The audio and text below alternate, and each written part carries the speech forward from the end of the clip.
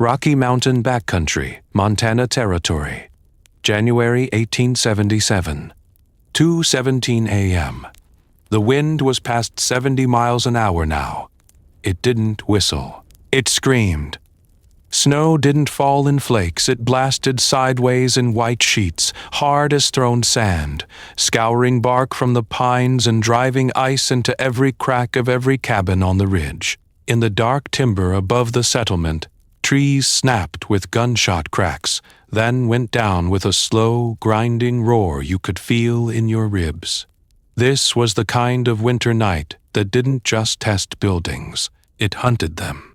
Down in the clustered cabins of the little settlement, roofs flexed under the weight of wind-packed snow, rafters bowing, shingles lifting like scales on the back of some frozen animal.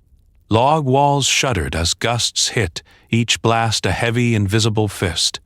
Windows rattled in their frames. A few panes spider-cracked, then gave up entirely with a pop and a hiss of driven snow. No one was sleeping. Families lay awake in the dark, boots on, coats within reach, listening for a single sound, that sharp splintering crack that meant a ridge beam had failed or a wall had let go. The power, new to this valley and never fully trusted, had already flickered twice and then died, leaving only kerosene lanterns and the orange pulse of overworked stoves. In more than one cabin, frost crept down the inside of the glass while the fire roared, proof that the cold was winning. This was normal. This was mountain winter, except for one cabin, cut to the ridge above town, where the worst-looking cabin in the valley sat dead in the teeth of the storm. The one they'd called the Death Trap.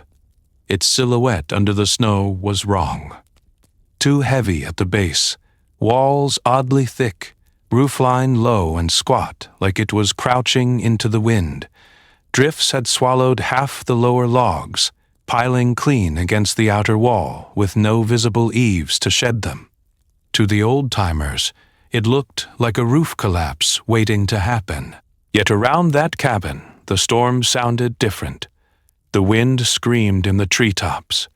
But as it hit those strange, double-thick walls, the noise dropped to a dull, steady roar like surf against a stone breakwater. No rattling shutters, no banging loose boards.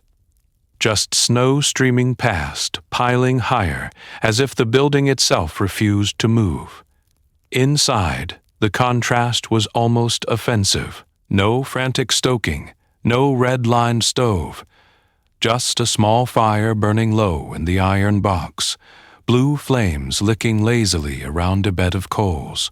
The air in the single room sat at a calm, even warmth, mid-60s, while outside the wind chill knifed toward 40 below. A kettle murmured, "Not boiled over." Breath didn't smoke in the air. The owner, Jacob Reinhardt, stood by the inner log wall with a small alcohol thermometer in his hand, one ear turned to the muted thunder of the storm. He wasn't praying the cabin would hold. He was measuring it. He moved slowly, like a test pilot running through a checklist. Check the roof posts. Check the corner joints. Check the temperature of the inner wall. Palm flat against the wood, feeling the slow, steady heat bleeding out of something hidden behind it. His neighbors had said this cabin would fold first. A building inspector, brought up from the nearest rail town, had called it structurally suspicious and warned Jacob that those odd overbuilt walls were a liability in heavy snow. So why, on the worst blizzard night in decades, did this so-called death trap feel like the only solid place in the valley? What did this stubborn mountain man understand that the experienced builders down below had missed about how heat and force move through a wall in real winter? Before we reveal the exact technique, hold that image in your mind. Families in standard cabins listening for failure, while one strange cabin up on the ridge sits warm and steady, its secret buried in layers of log and stone the storm can't quite touch. Because on nights like this, The difference between survival and catastrophe is written in how a cabin is built, long before the first snowflake ever hits the mountains. So step back from the screaming wind for a second and zoom out.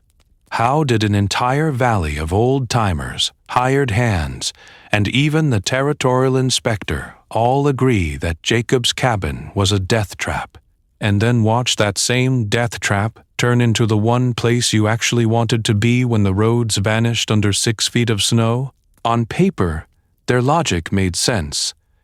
Standard Montana cabins in that winter were single-wall log boxes, quick to build, easy to understand, proven by 2 generations of men who'd frozen in them and called it normal. You stacked logs, chinked the gaps, maybe threw some boards on the inside if you were fancy, then burned through 2.5 cords of wood a week just to keep the frost off your blankets. That was the script.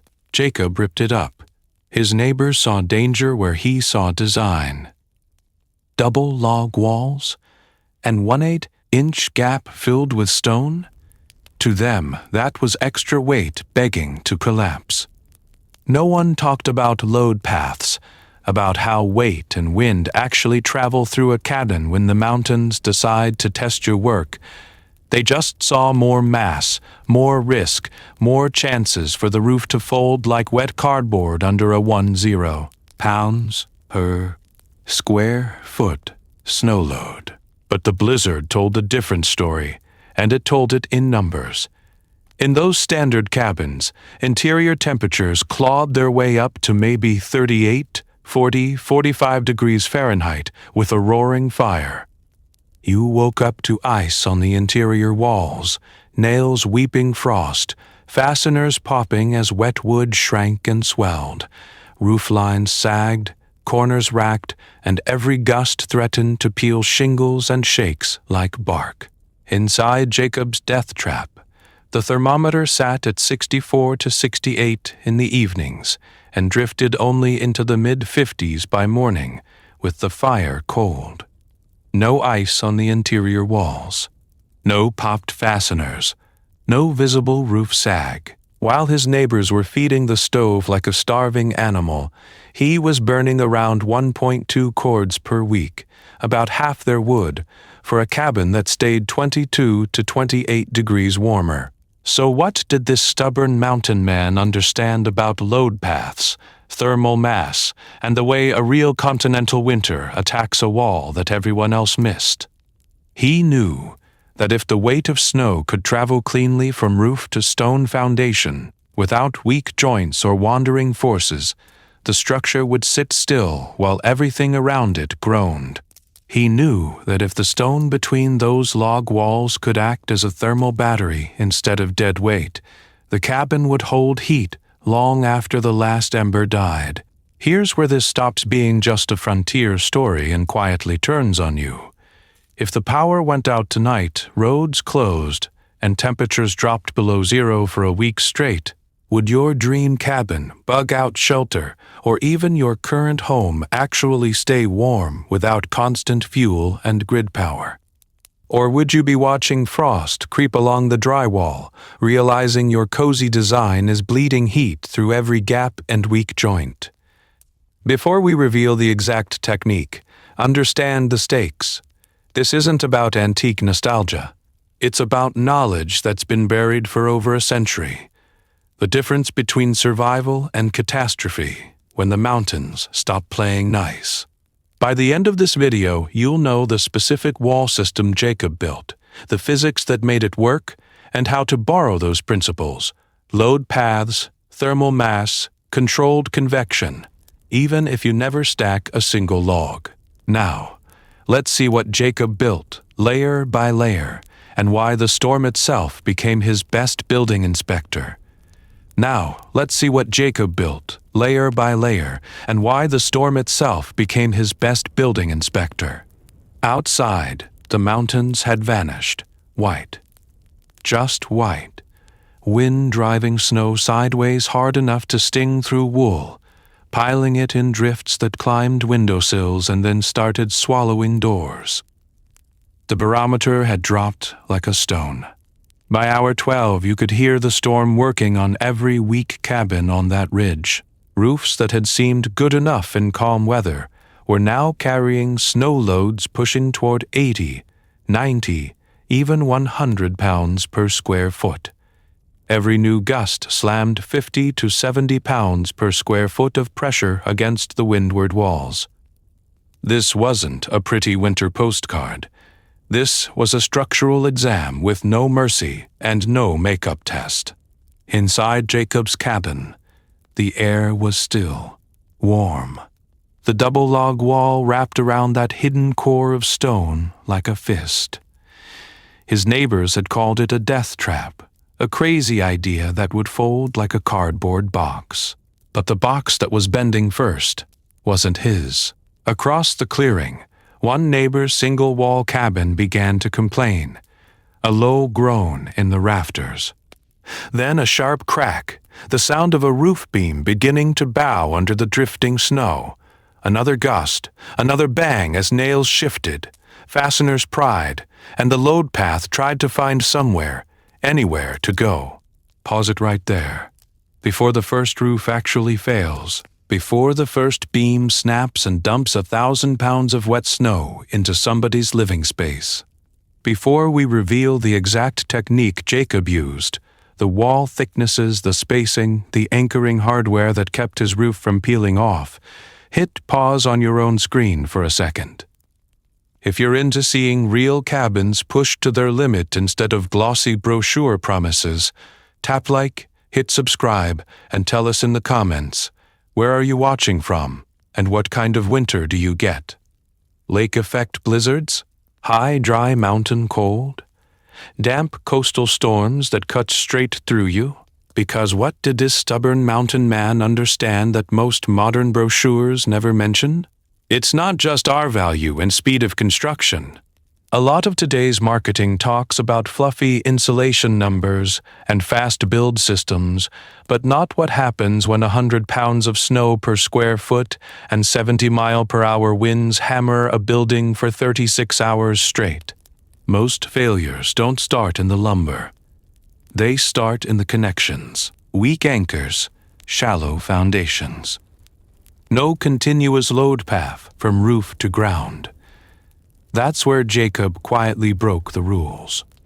He built a wall that looked wrong, too heavy, too strange, but turned his cabin into a low, dense storm tank. This isn't just a cool frontier story. This is a real-world stress test that exposes which building ideas are myths and which are the difference between survival and catastrophe when the mountains stop playing nice. In a moment, we're going to unfreeze that scene and watch what happens cabin by cabin, and then open up Jacob's walls to see why his didn't move an inch. To understand why this cabin didn't fail, we have to go back to when everyone thought it would. Same ridge, same wind. Years before that blizzard froze the mountains solid. Back then, Jacob Reinhardt wasn't the man with the miracle cabin. He was the stubborn German the neighbors watched from a distance, leaning on fence posts and trading bets about how fast his place would fold. The others followed the plan everyone used. Single log wall, simple gable roof, code minimum nails if an inspector bothered to ride up the road. Jacob did something different. He watched.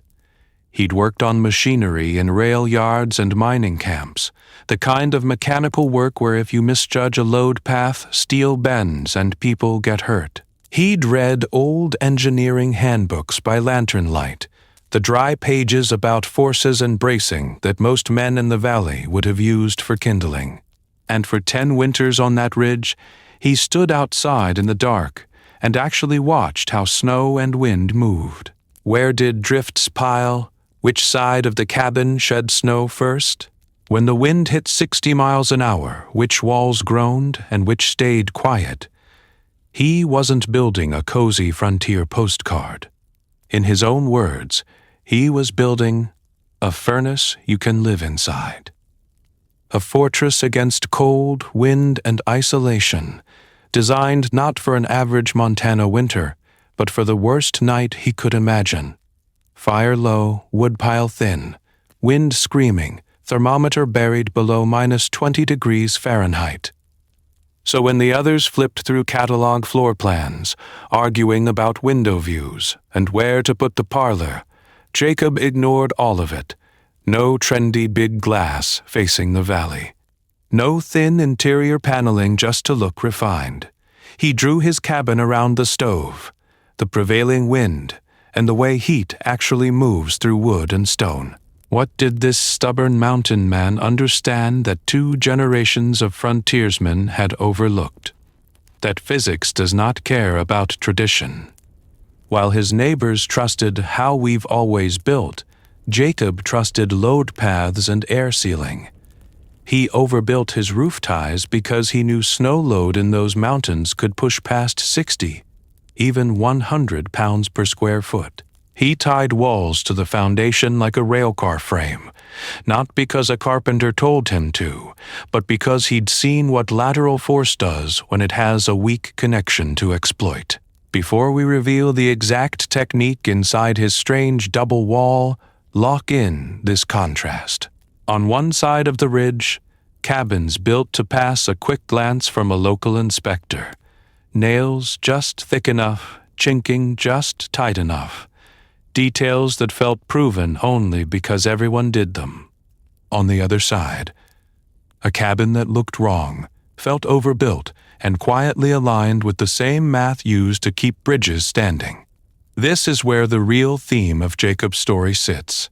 It's the difference between what feels safe because it's familiar and what's actually clever when you let heat, cold, wind, and gravity write the rules. Knowledge that's been buried for over a century is hiding in those walls, and in a moment, we're going to open them up. To see why Jacob's cabin looked so wrong to his neighbors, you have to understand what right meant in those mountains. Normal cabins were simple. Single-thickness log walls, notched and stacked. A smear of mud, moss, or later cheap caulking jammed into the gaps. Maybe a thin stud wall with fiberglass bats if someone had hauled materials up from town. One wood stove in the corner, or a stone fireplace if you were ambitious, doing all the work of fighting the winter. This was the frontier template. One layer of wood between you and air that could freeze exposed skin in minutes. No real thought about where the heat went once it left the stove. No real thought about how wind actually hunts for openings. In a calm night, that passes. But bring in a blizzard, and you start to feel every shortcut. Picture a normal Montana cabin in a whiteout. Wind screaming at 40, 50, sometimes 60 miles an hour, ramming into those flat log walls with 50 pounds of pressure per square foot. The first thing you notice isn't the sound. It's the draft on the back of your neck while you sit at the table. Air slips through the tiniest cracks, around window frames, under the baseboards, through electrical outlets you thought were sealed. You can actually see curtains breathing with each gust. That's not just annoying. That's your expensive, hard-earned heat being vacuumed out of the room. Then the glass turns against you. With single-pane windows and leaky frames, the inside surface can plunge below freezing. Moist air hits that ice-cold glass and condenses.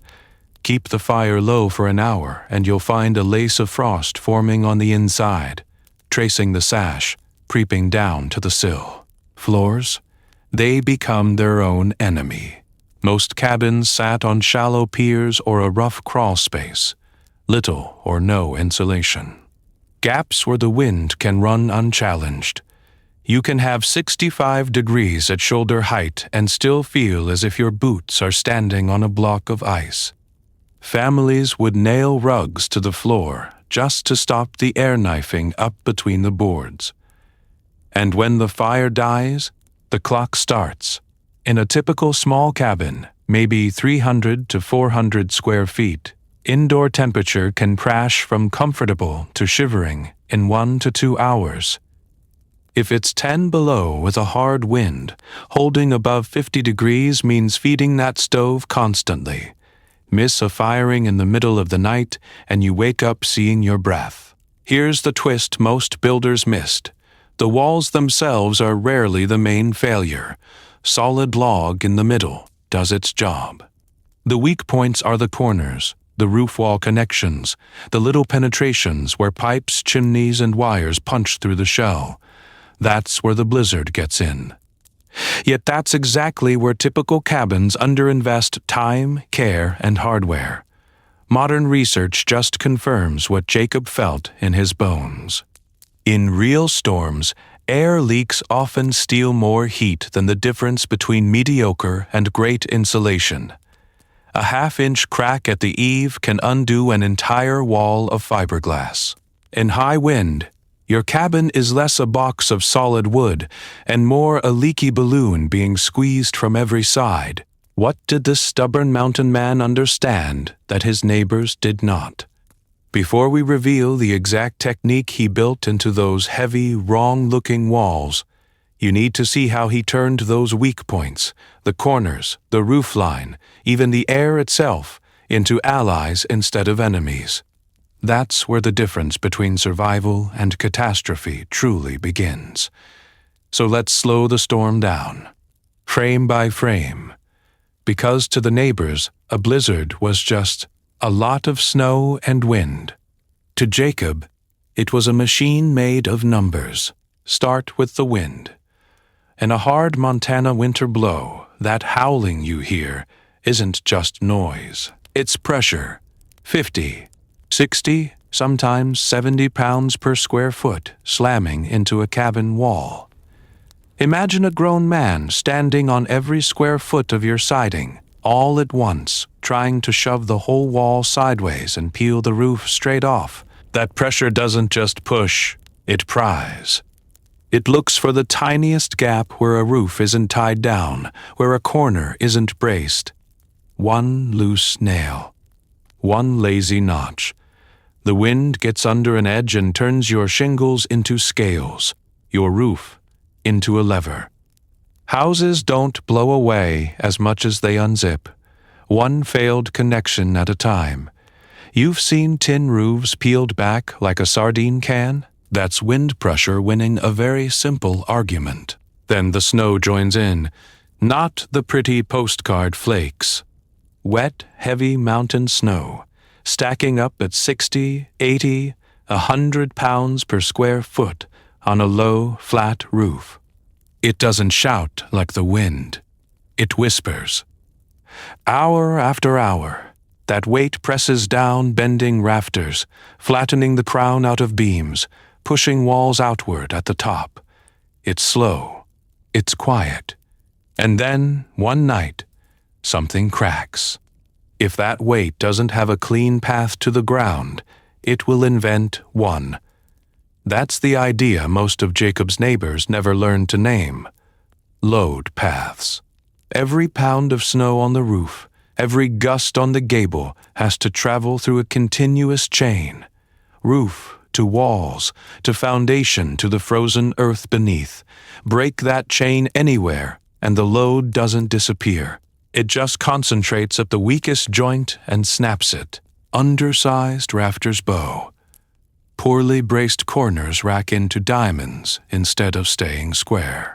Roofs that were never properly tied to the walls slide a fraction of an inch, opening gaps, letting the warm air leak out and the drifting snow sift in.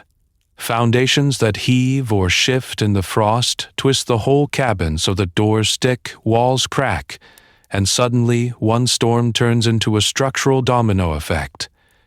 Have you ever seen a cabin that just feels crooked when you walk in? That's a broken load path under your feet.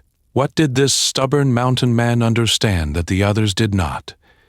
He knew the enemy was invisible. While they judged his cabin by its odd proportions and heavy stone-filled walls, he was tracing every force line in his head, making sure wind and snow had no dead ends, no weak links. Before we reveal the exact technique hidden inside those walls, remember this. In a high mountain winter, the physics you can't see is the difference between survival and catastrophe. Now, Let's see what Jacob built when he turned that invisible map of forces into real timber and stone. Now, out in those mountains, Jacob wasn't the first man to stack logs and call it a cabin. He was walking into a culture where the blueprints weren't on paper. They were in people's heads. Families had been building the same way for 50, 60 years. Grandfather cut the first notches. Father raised 20, maybe 30 cabins across the region using the same pattern. The sons could lay out a footprint by eye. No tape, no drawings, just habit. And the proof, they'd tell you, was simple. We're still here, aren't we? Standard Montana cabins in 1876 used single-wall construction, logs notched and stacked, chinked with moss and mud. Maybe a thin plank lining inside if you had extra lumber. They went up fast, with local timber, a borrowed team of neighbors, and a keg of something strong to keep everyone warm. In an average winter, they worked, not comfortable, not efficient, but good enough. There was a real strength in that tradition. You could drop into a new valley, pick a south-facing slope, and by first snow you had a roof, a door, a fire, and 4 log walls between your family and the cold. The system was field-tested by time. People trusted it. Familiar details, the way the roof was pitched, the way the corners were locked, gave a sense of security that felt as solid as the cabin itself. But here's the blind spot. Most of those cabins were designed by memory, not by math. They were tuned to what had happened so far, not to what could happen once in 40 or 50 years. What did this stubborn mountain man understand that his neighbors kept shrugging off? That averages don't kill you, extremes do. When a real blizzard slams a valley, wind pressure can shoot past 50 pounds per square foot. That doesn't just rock a wall. It peels at every weak nail, every lazy notch, every unbraced corner. Snow loads in those high basins could creep toward 80, 90, even 100 pounds per square foot, turning a wide, underbuilt roof into a slow-motion collapse. History had already whispered a warning. In the winter of 1869, 2 valleys north, a once-in-decade storm hit. 3 traditional barns went down within a single night, roofs snapping like matchsticks under wet snow. 1 cabin twisted off its stone piers when the wind found the unanchored side wall. People called it bad luck. They didn't call it a design problem. That's what "we've always built them this way" can really mean. We just haven't been fully tested yet. Jacob wasn't interested in "it's always been fine." He was designing for the storm that hadn't hit yet, the one that would expose every shortcut. While his neighbors mocked the thickness of his stone-filled wall and muttered that it would crack clean apart in a freeze, he was tracing the load path in his head, from drifting snow on the roof down through every log, every rock, into the foundation. Before we reveal the exact technique inside those walls, remember this. Knowledge that's been buried for over a century usually comes from someone who refused to trust tradition alone. Jacob was about to prove, in one brutal night, whether his heresy against frontier wisdom would keep his cabin warm or tear it apart in the dark. Jacob hadn't learned to read the weather from a porch thermometer. He learned it with diesel in his nose and ice in his beard, high in the mountains where help was a helicopter ride away, if the helicopter could even fly. Before there was a strange cabin on a Montana ridge, there was a younger man on high elevation logging crews in the Cascades. Wind screaming through clear cuts, snow loading on temporary bunkhouses until the roofs bowed like wet cardboard. He watched sheet metal roofs peel at 60 miles an hour, not because the metal was weak, but because one row of nails had been placed wrong. This was his classroom. On backcountry guiding trips, he slept in every kind of shelter his employers would pay for. canvas wall tents with sagging ridges, plywood shacks with oil drums for stoves. One February, a warm front dumped heavy, wet snow overnight. The guide shack's rafters started to creak at 3 a.m. by 4. One corner of the roof punched down, showering bunks with snow and splinters. Nobody died. But they stood outside in -10 degrees Fahrenheit wind, boots half-laced, watching a good-enough building fail in real time. That moment branded itself into him. Out here, hours from a plowed road, good enough wasn't a phrase. It was the difference between survival and catastrophe. He started to notice what other men ignored. Which cabins lost shingles first? When the valley winds shifted, where drifts always piled highest against the downwind wall, forcing meltwater into foundations in April. How frost lines crept in deeper on cabins built over clay, but stayed shallower over gravel, even when the thermometer read the same brutal number. While his crew played cards, he read old engineering manuals scavenged from a thrift store, Scandinavian building guides with diagrams of double walls, vented roofs, and cold porches acting as airlocks, military cold weather reports explaining why air leaks, not thin walls, killed soldiers in Arctic barracks. Knowledge that's been buried for over a century, sitting in mimeographed pages no bothered to open. He didn't treat those pages as gospel. He treated them like tools. He compared their drawings to what he'd seen, a prefab oil field shack in North Dakota whose inside-out framing looked flimsy, yet never moved an inch in 7-0. Pound per square foot winds.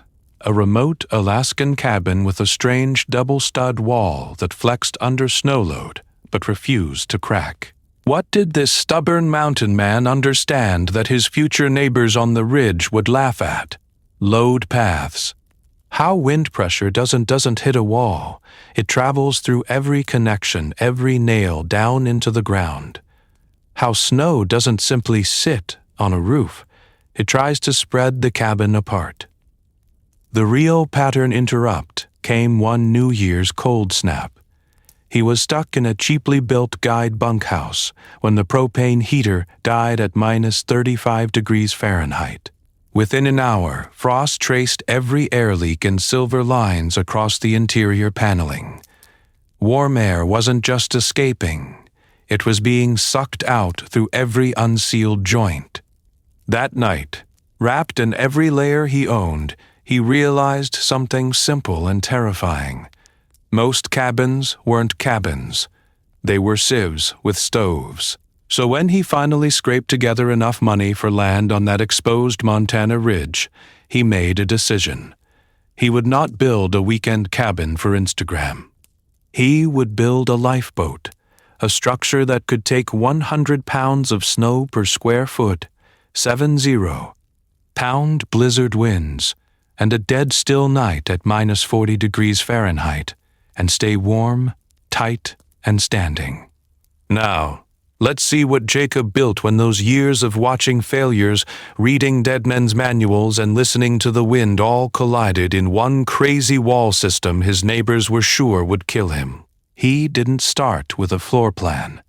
He started with a problem: wind, weight, and cold that would try to tear a small cabin apart in the middle of a Montana winter. On his kitchen table, Jacob's first sketches already looked wrong.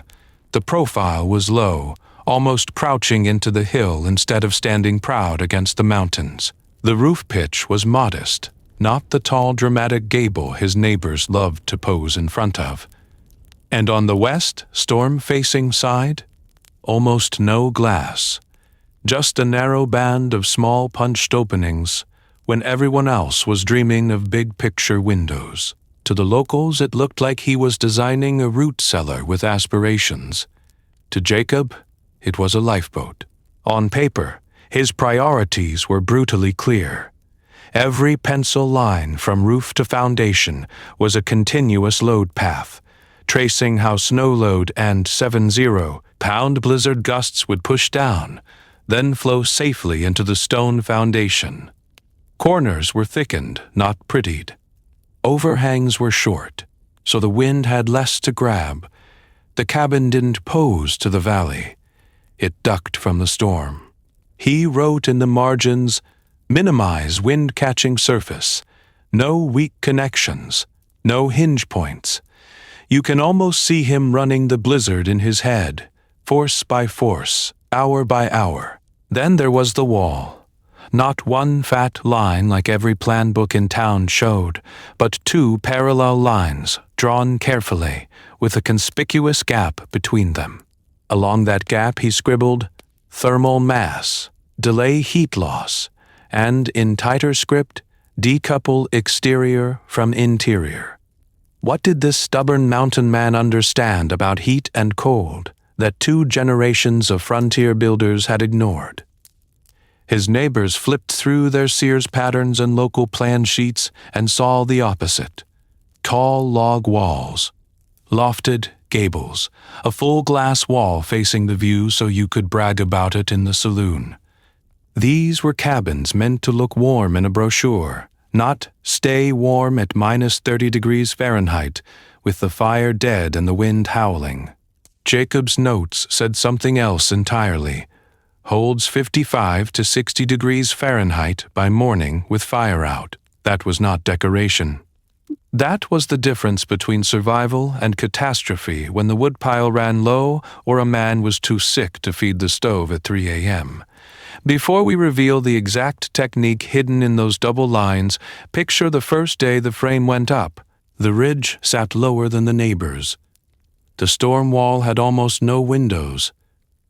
The layout on the stone foundation looked thick where other cabins were thin, and thin where they expected heavy. "Looks like it'll fold like a cardboard box," one rancher muttered, watching the unusual wall layout. Another shook his head at the narrow glass. "You'll freeze in there." No sun, no heat. They walked away convinced. They'd just watched a structural and thermal disaster being built in slow motion. Now, let's see what Jacob built into those strange walls that made every one of them wrong. On the ground, Jacob's cabin looked cramped. On paper, it looked worse. The footprint was tight, almost stingy, where his neighbors spread their cabins wide like they were planting flags on the prairie. Jacob pulled everything in. One room flowed into the next with almost no wasted corners. The stove sat dead center, not against a wall, not in a cozy nook, but on the exact crossroads of the floor plan, where every square foot of air would have to pass by it to get warm. Low ceilings pressed down over the main living space. Not the grand, open rafters the other men bragged about, where heat could race up and vanish into the dark. Jacob capped his living area just high enough to stand, just high enough to work. Less volume. Less air to heat, less fuel to burn when the winter turned ugly in the mountains. Above that, the roof pitched hard, not for looks but for control. Snow would not lounge on top of this cabin. It would slide, and when it slid, it would slide where he wanted, off the long sides, away from the stove chimney, away from the door, never building those deadly drifts that crush eaves and twist log walls out of line. To the neighbors, the asymmetry looked wrong. To the wind and snow, it looked like a ramp. He sacrificed what everyone else called proper. No perfect symmetry. No big front windows to show off the view. On the windward side, where storms slammed first, he narrowed the glass to slits and stacked more wall. Less glass meant less radiant heat bleeding into the dark. More structure meant fewer weak points when gusts hit 50, 60, even 70 pounds per square foot. What did this stubborn mountain man understand that 2 generations of frontier builders refused to see? That in a real blizzard, pretty lines don't matter. Load paths do. The way weight and wind move through a cabin can be the difference between survival and catastrophe. Now, let's see what Jacob built that had everyone so confused. On his drawings, inspectors and experienced builders all circled the same thing: those walls. Double lines, odd gaps, redundant, wasted space, unnecessary complexity. They saw extra work where he saw a system. Jacob was thinking in 3 layers: an outer shell to take the beating, wind, snow, driven ice; an inner shell to hold the heat where his family lived and slept, and between them, a deliberate zone that would do something very specific with heat and moisture, a place where the cabin could breathe without bleeding warmth into the cold. Before we reveal the exact technique, notice how strange that looked in 1876. Most cabins were single wall, logs, chinking, maybe a thin board lining if you were lucky. You made the wall thicker and hoped. Jacob instead was building a controlled environment inside the wall itself, a kind of hidden corridor where physics, not fashion, made the rules. To the men on the ridge, it felt wrong. Too many layers, too many lines. Knowledge that's been buried for over a century doesn't announce itself with pretty drawings. So what exactly was he hiding in that narrow space between the shells that made even seasoned builders nervous, and would only reveal its purpose when the first real blizzard hit? What Jacob was hiding in that narrow space wasn't a secret compartment or a gun slit. It was a physics experiment, masquerading as a cabin wall. Now, let's see what Jacob built in terms of how heat actually moves. In a blizzard, you're fighting 3 enemies at once. Conduction is the first. Heat sliding through solid material from warm to cold, log to air, stone to snow. That's what your R value measures. Thicker walls, more resistance. Simple enough, until the wind starts to howl. Because then convection shows up. That's heat hitching a ride on moving air. Every tiny crack in a cabin, every gap in chinking becomes a highway. Warm air rushes out, cold air rams in, and your carefully thick wall is suddenly just scenery. Radiation is the third player. Heat beaming from the fire, the stove, your own skin, straight to any cold surface it sees, including that outer wall facing the mountains. Most of Jacob's neighbors only thought about the first one. Conduction. They bragged about hand-thick logs, about how many inches of timber stood between them and the winter. They obsessed over thickness the way some people obsess over jacket puffiness. But a thick jacket full of holes in a 4-0. Mile, an, hour wind, you already know how that ends. Pattern interrupt. In real storms, many cabins don't lose most of their heat through the wall at all. They lose it through leaks. A moderately insulated, well-sealed cabin can stay warmer than a heavily insulated, leaky one. Air leaks can dump more heat than a modest bump in R value will ever save. That was the quiet crime Jacob was designing against. Think of his double wall as the difference between a loose wool sweater and a thinner, windproof shell. The sweater has more fibers, more theoretical insulation, but if the wind whistles through, you freeze. The shell, even with less fluff, keeps the air still right next to your skin. Jacob used the outer log wall as that shell, turning the space inside into calm territory where heat, not wind, made the rules. But he was fighting something subtler too. Vapor. Warm interior air can hold moisture. When that air sneaks into a cold wall cavity and hits a surface below its dew point, the water falls out, condensing inside the wall. Over time, that hidden moisture rots wood, feeds mold, and even crushes insulation performance. Your high R-value wall slowly turns into a damp sponge. What did this stubborn mountain man understand that his neighbors missed? That you don't just stack logs and hope. You control where air can move, where vapor can travel, and where heat is allowed to flow. Before we reveal the exact technique, remember this: he wasn't merely building a thick wall. He was creating a controlled environment inside the wall itself.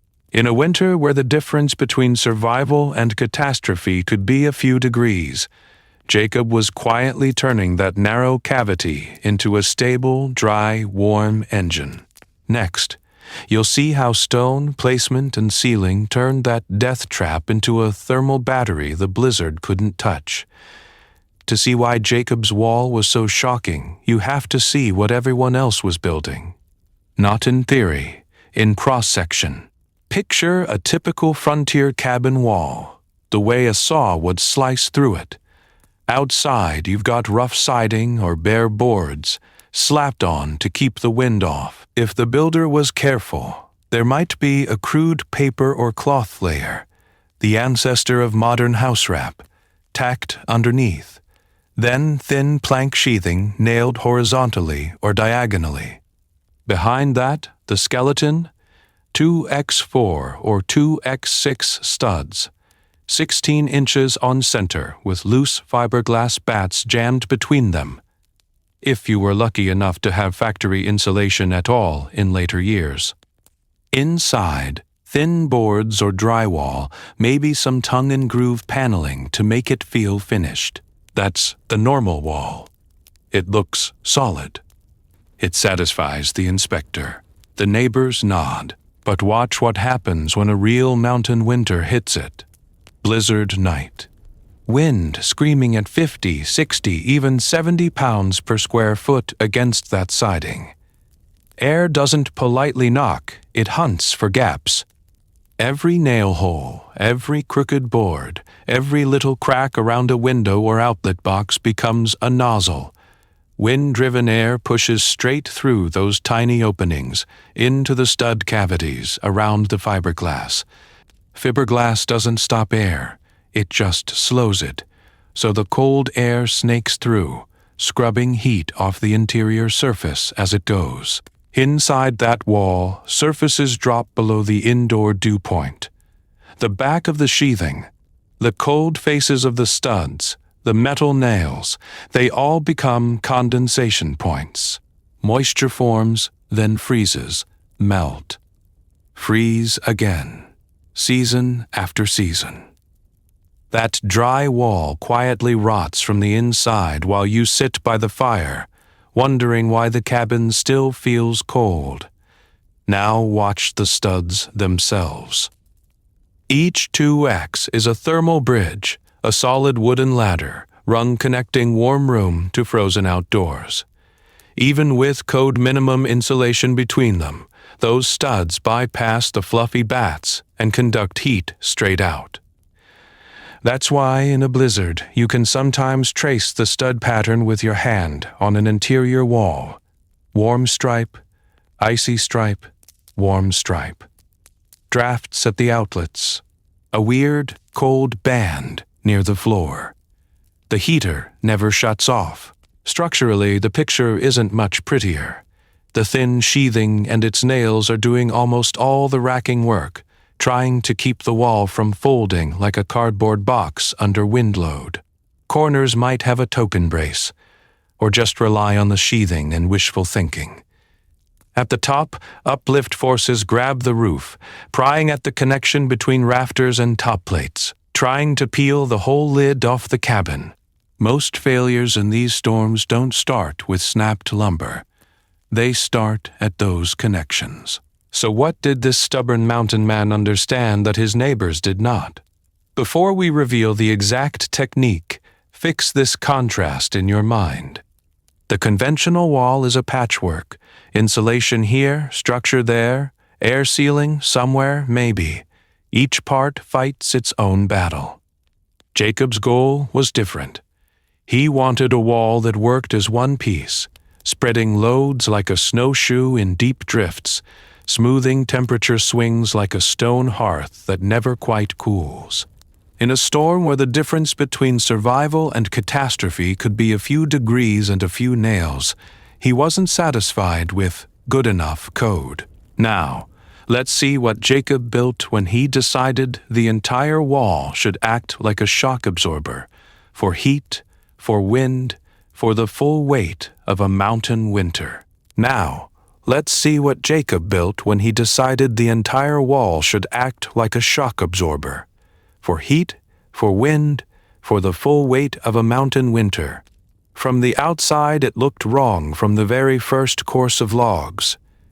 Jacob laid one shell of heavy pine, notched tight, just like every other cabin in those mountains.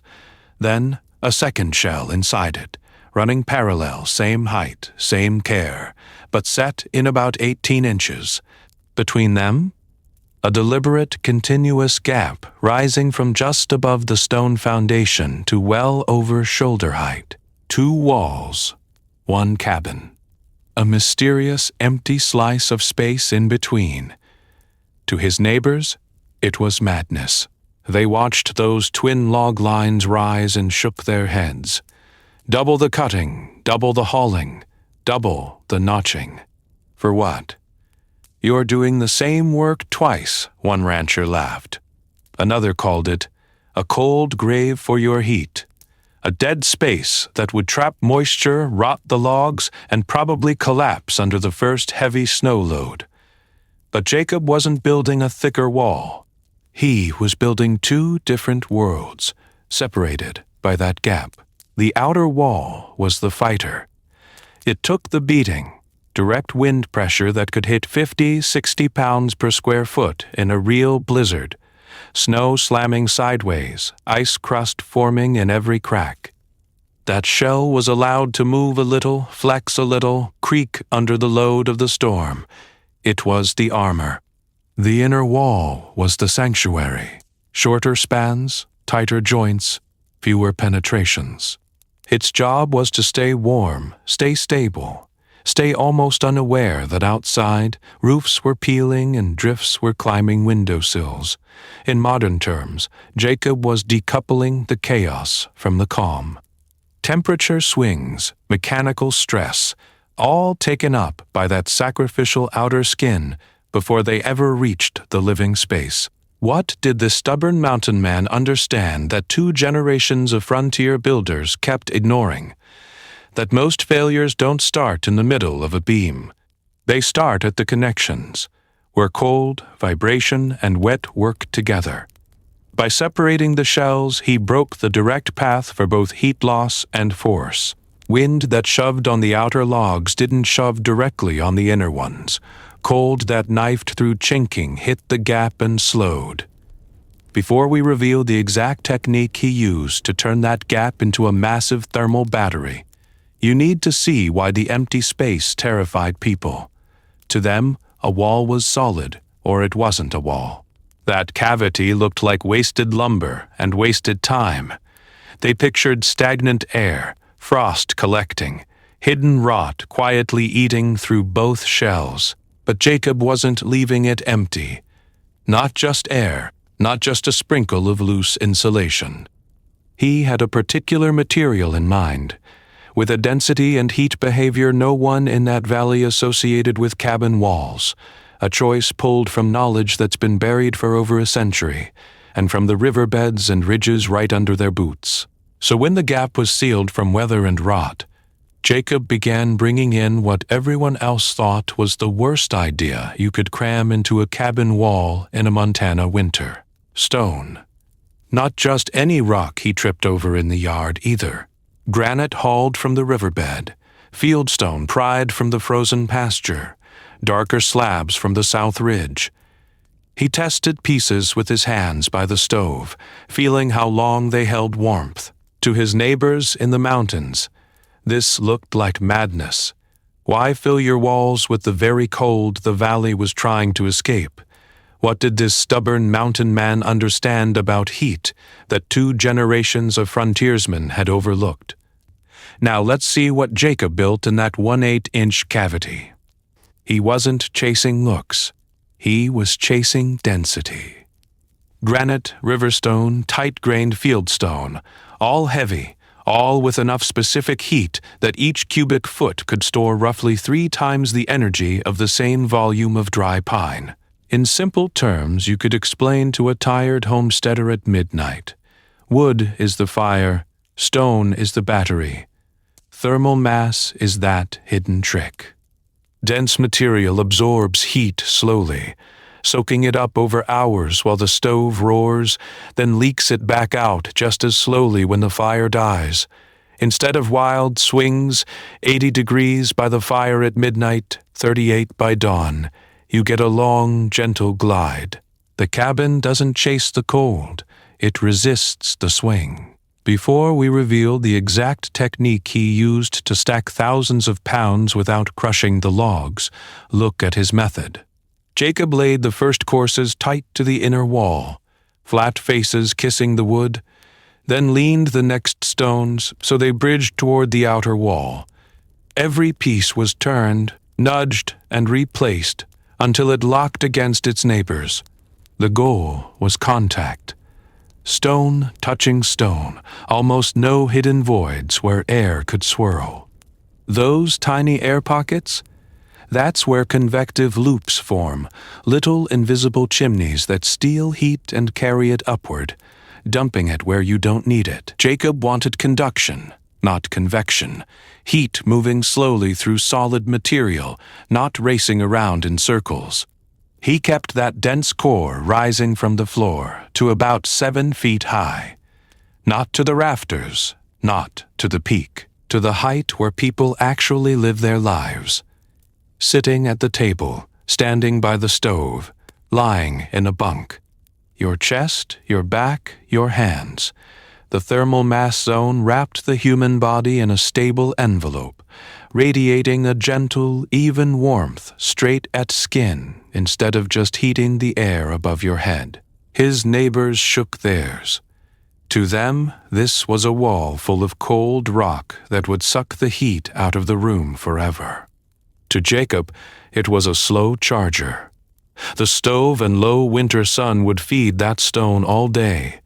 Then, when the fire went dark and the wind rose, the wall would quietly pay it back.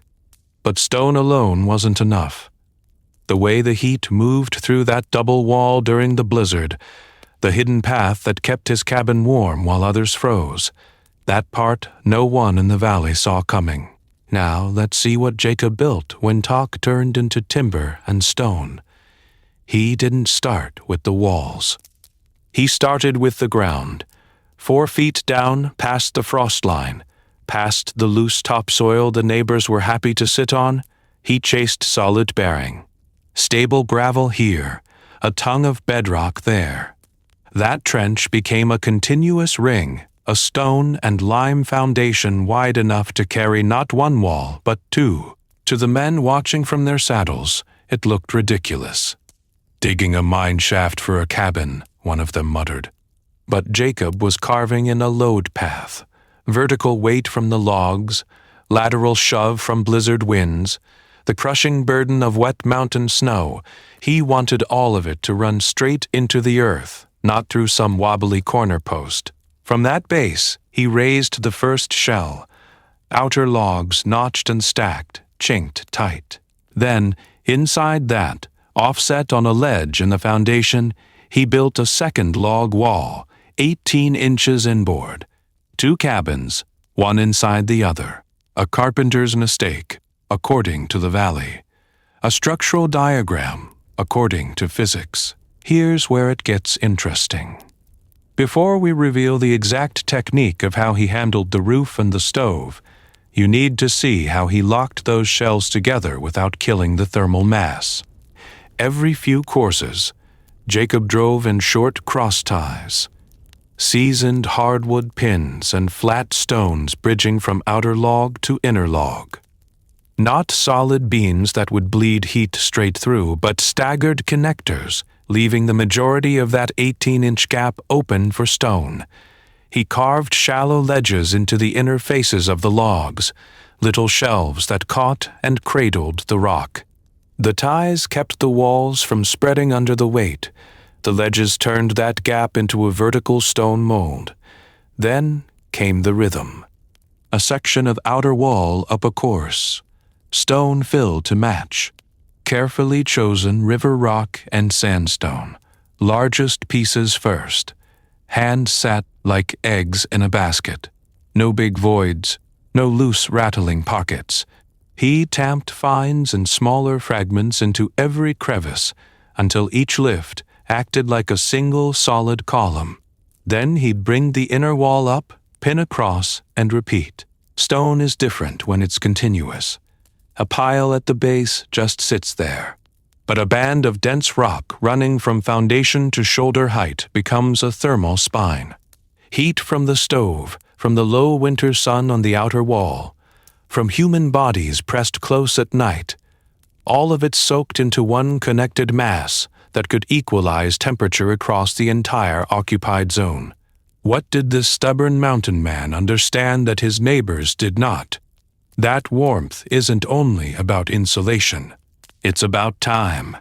That thick stone core slowed heat's escape so much that the cabin's interior changed temperature like a heavy flywheel, not a tin can in the wind. From the outside, as the walls climbed, it looked absurd. Window openings sat deep in shadow, like arrow slits in a fort.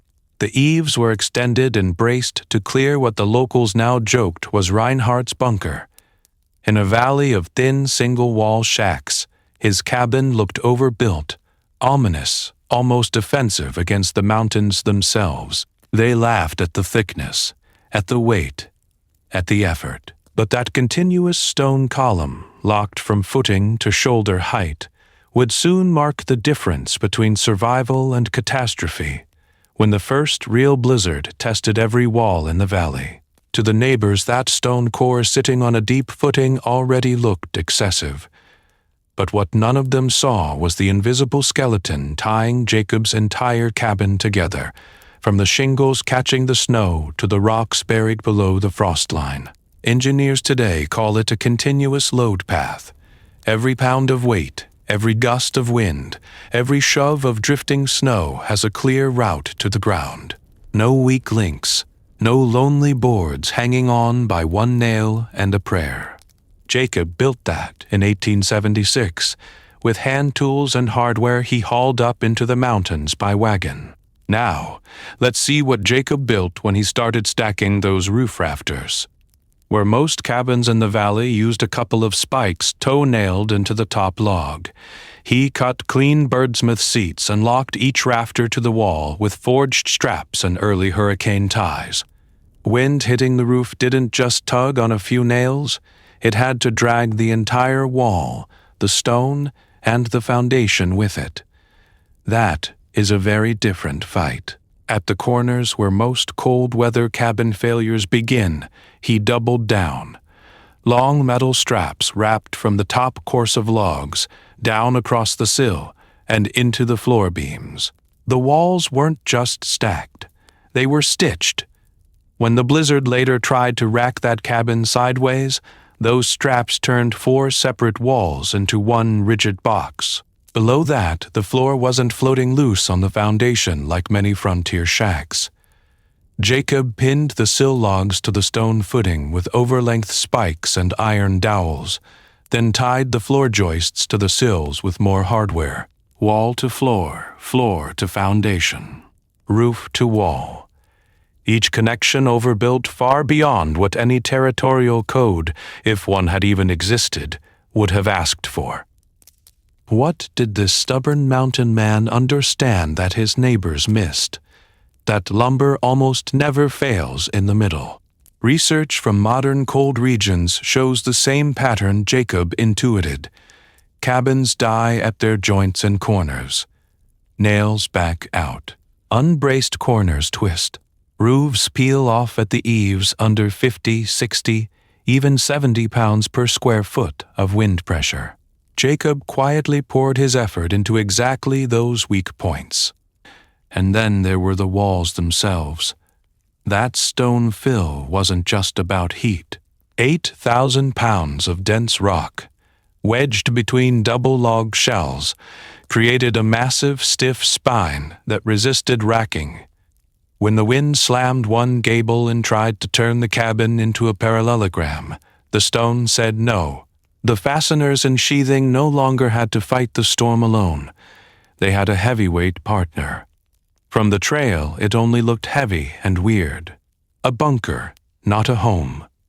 Knowledge that's been buried for over a century was hiding in those tiny, unseen details. The ties, the straps, the overbuilt joints that made the whole cabin move as a single unit when the first real blizzard hit. Before we revealed the exact technique Jacob used to keep that unit from leaking precious heat under siege, watch what happens when the storm finally arrives. The storm doesn't hit with teeth first, it hits with weight. By late afternoon, snow is already crawling up the cabin walls, and that's when the neighbors finally notice what's wrong with Jacob's place. The roof. It doesn't look proud or heroic. It looks low. Their cabins wear steep storybook hats, pitched high to shed snow fast. Jacob's roof crouches. A shallower pitch, heavy overhangs thrown wide like a brimmed hat pulled low over the eyes. From the road, it looks tired. From the mountain's point of view, it's a shield. Wind in a blizzard can slam a surface with 50, 60, even 70 pounds per square foot. Tall, steep roofs catch that like sails. Jacob's low pitch lets the wind slide, then uses those overhangs to drop snow where he wants it. Off the eaves, away from doors, away from the double log wall that carries his stone. He is shaping where the drifts will grow, not to impress the valley, to protect the cabin. Now let's see what Jacob built on the walls the wind hits first. On the storm-facing side, the neighbors cut big windows. You need light in a long winter, they say. Jacob cuts almost nothing. A slit here, a small pane there. It looks defensive, even mean.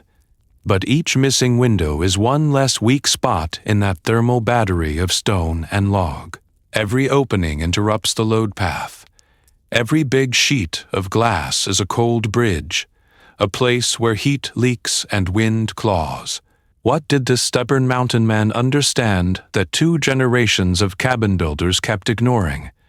That in a real blizzard, glass is not your friend. Continuity is. Inside, the sacrifice is obvious the moment you step in. It is dark, not pitch black, but dim, with light pulled deep through thick walls, trapped in heavy window wells. The stone-filled double wall is wide, so each opening becomes a tunnel. The view to the outside is framed by log and shadow. Visitors call it bunker-like. One neighbor mutters, "Feels like a grave."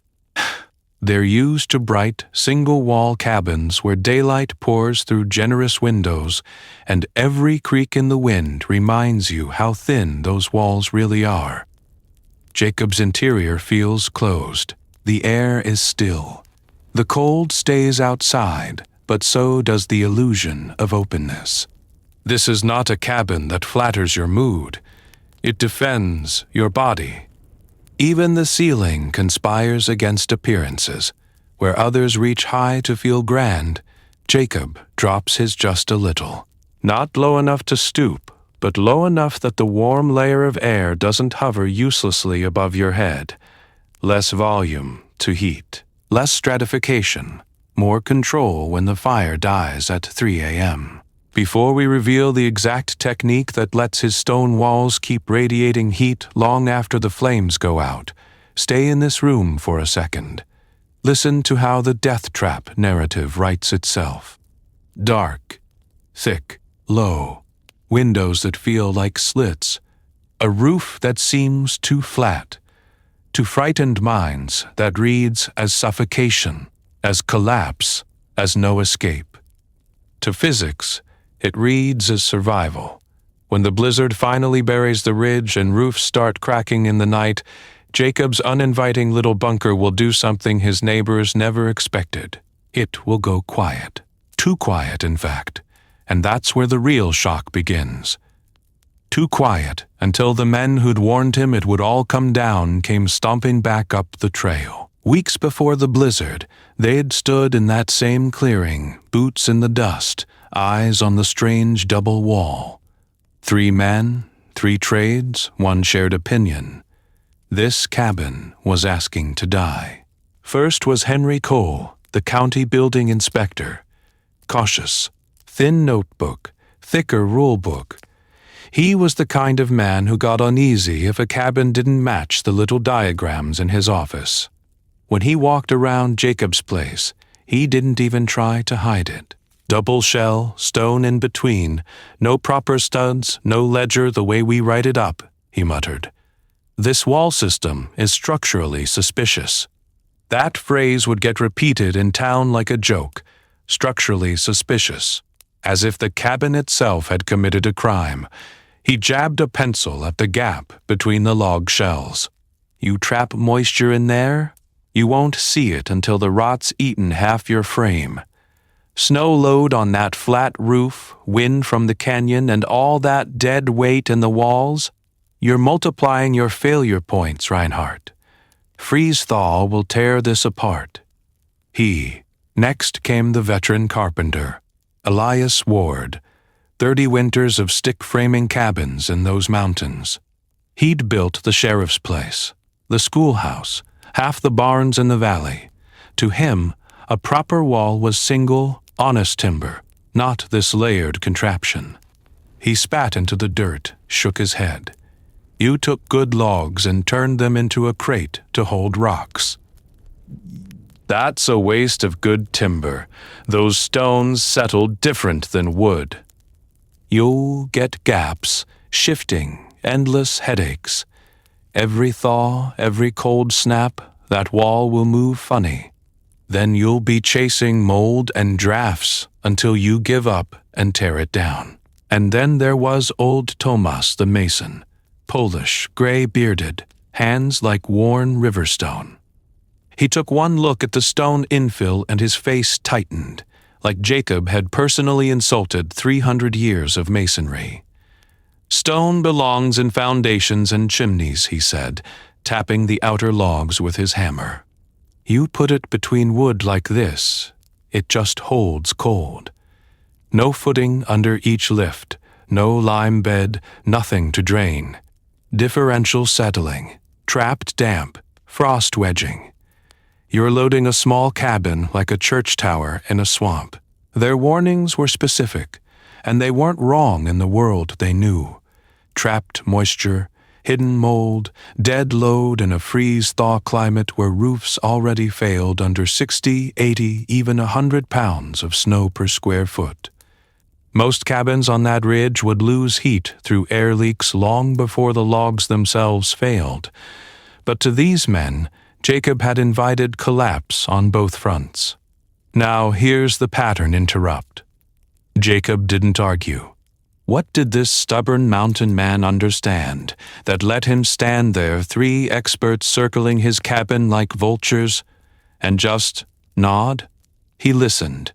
Quiet, pencil behind his ear.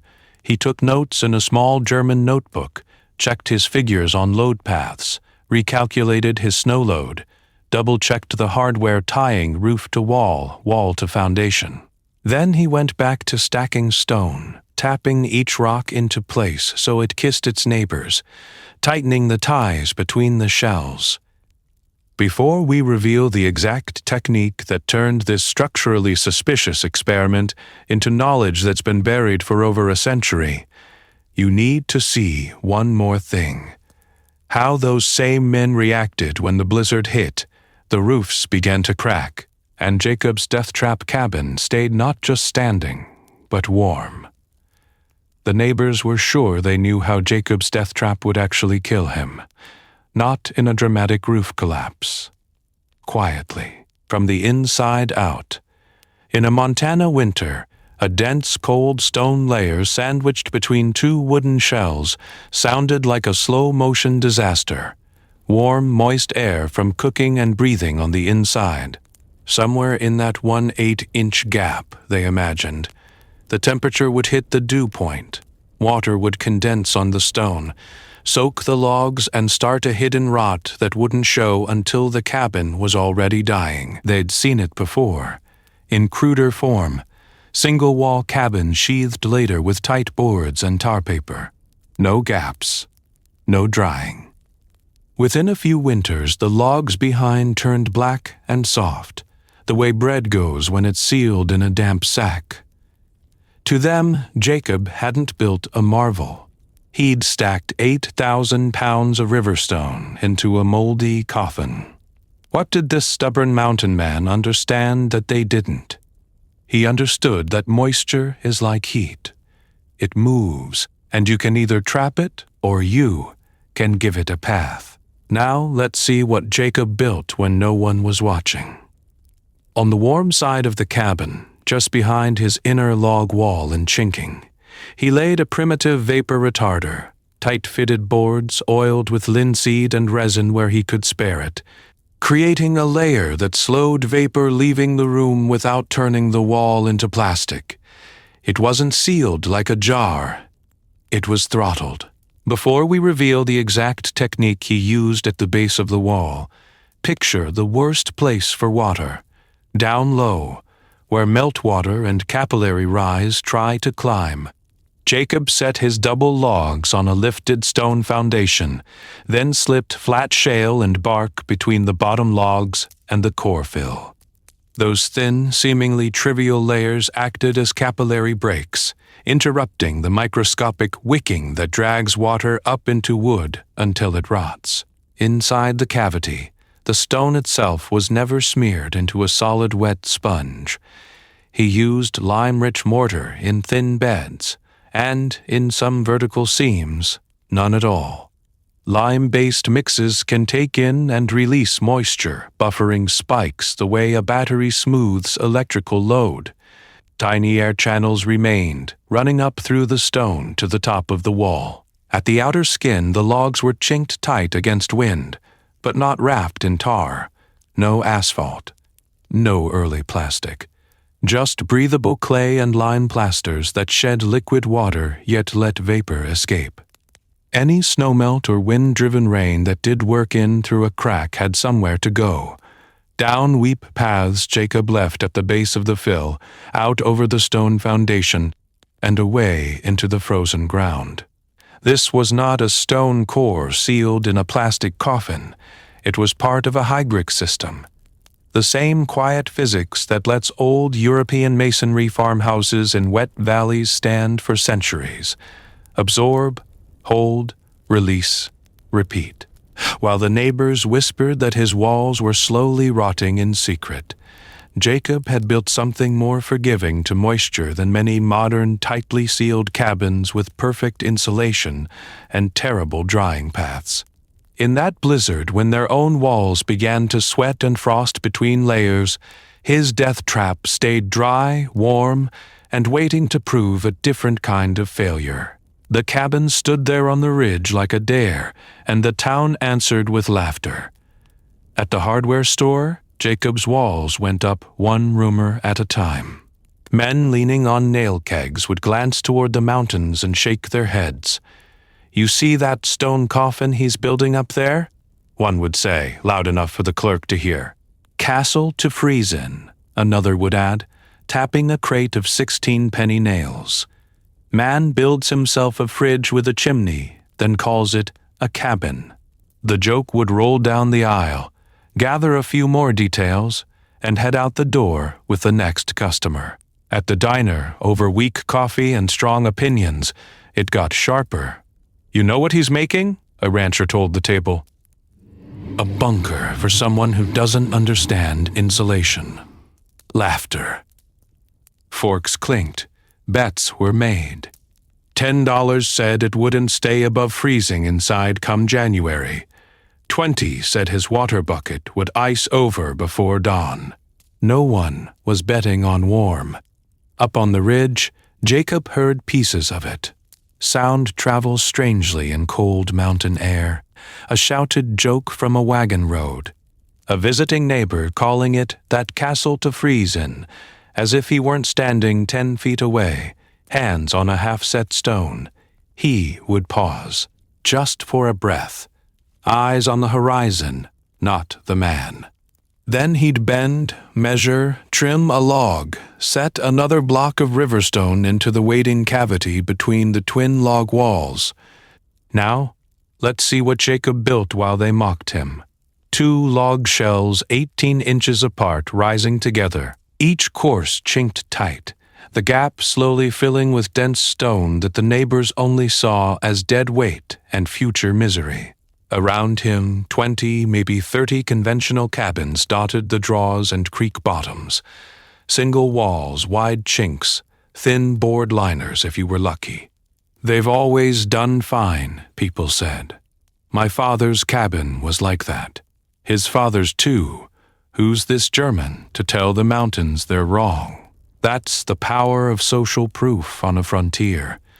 When every other cabin on the ridge follows one pattern, the man who breaks it looks less like a pioneer and more like a fool. What did this stubborn mountain man understand about heat and cold that 2 generations of frontiersmen were willing to laugh off as arrogance? Before we reveal the exact technique, watch the pressure build. As the last stones went into the walls and the roof was tied down with heavier straps than anyone thought necessary, the first weather talk began. A colder-than-normal winter set a notice passed from the territorial paper. Early snow, deeper drifts. Nothing they hadn't handled before, or so they thought. No one in town was talking about wind pressures that could peel weak roofs, or air leaks that could bleed heat faster than any fire could replace it. They were talking about Jacob's stone coffin. They were certain they knew the difference between survival and catastrophe. Then the forecasts stopped sounding like warnings and started sounding like a countdown.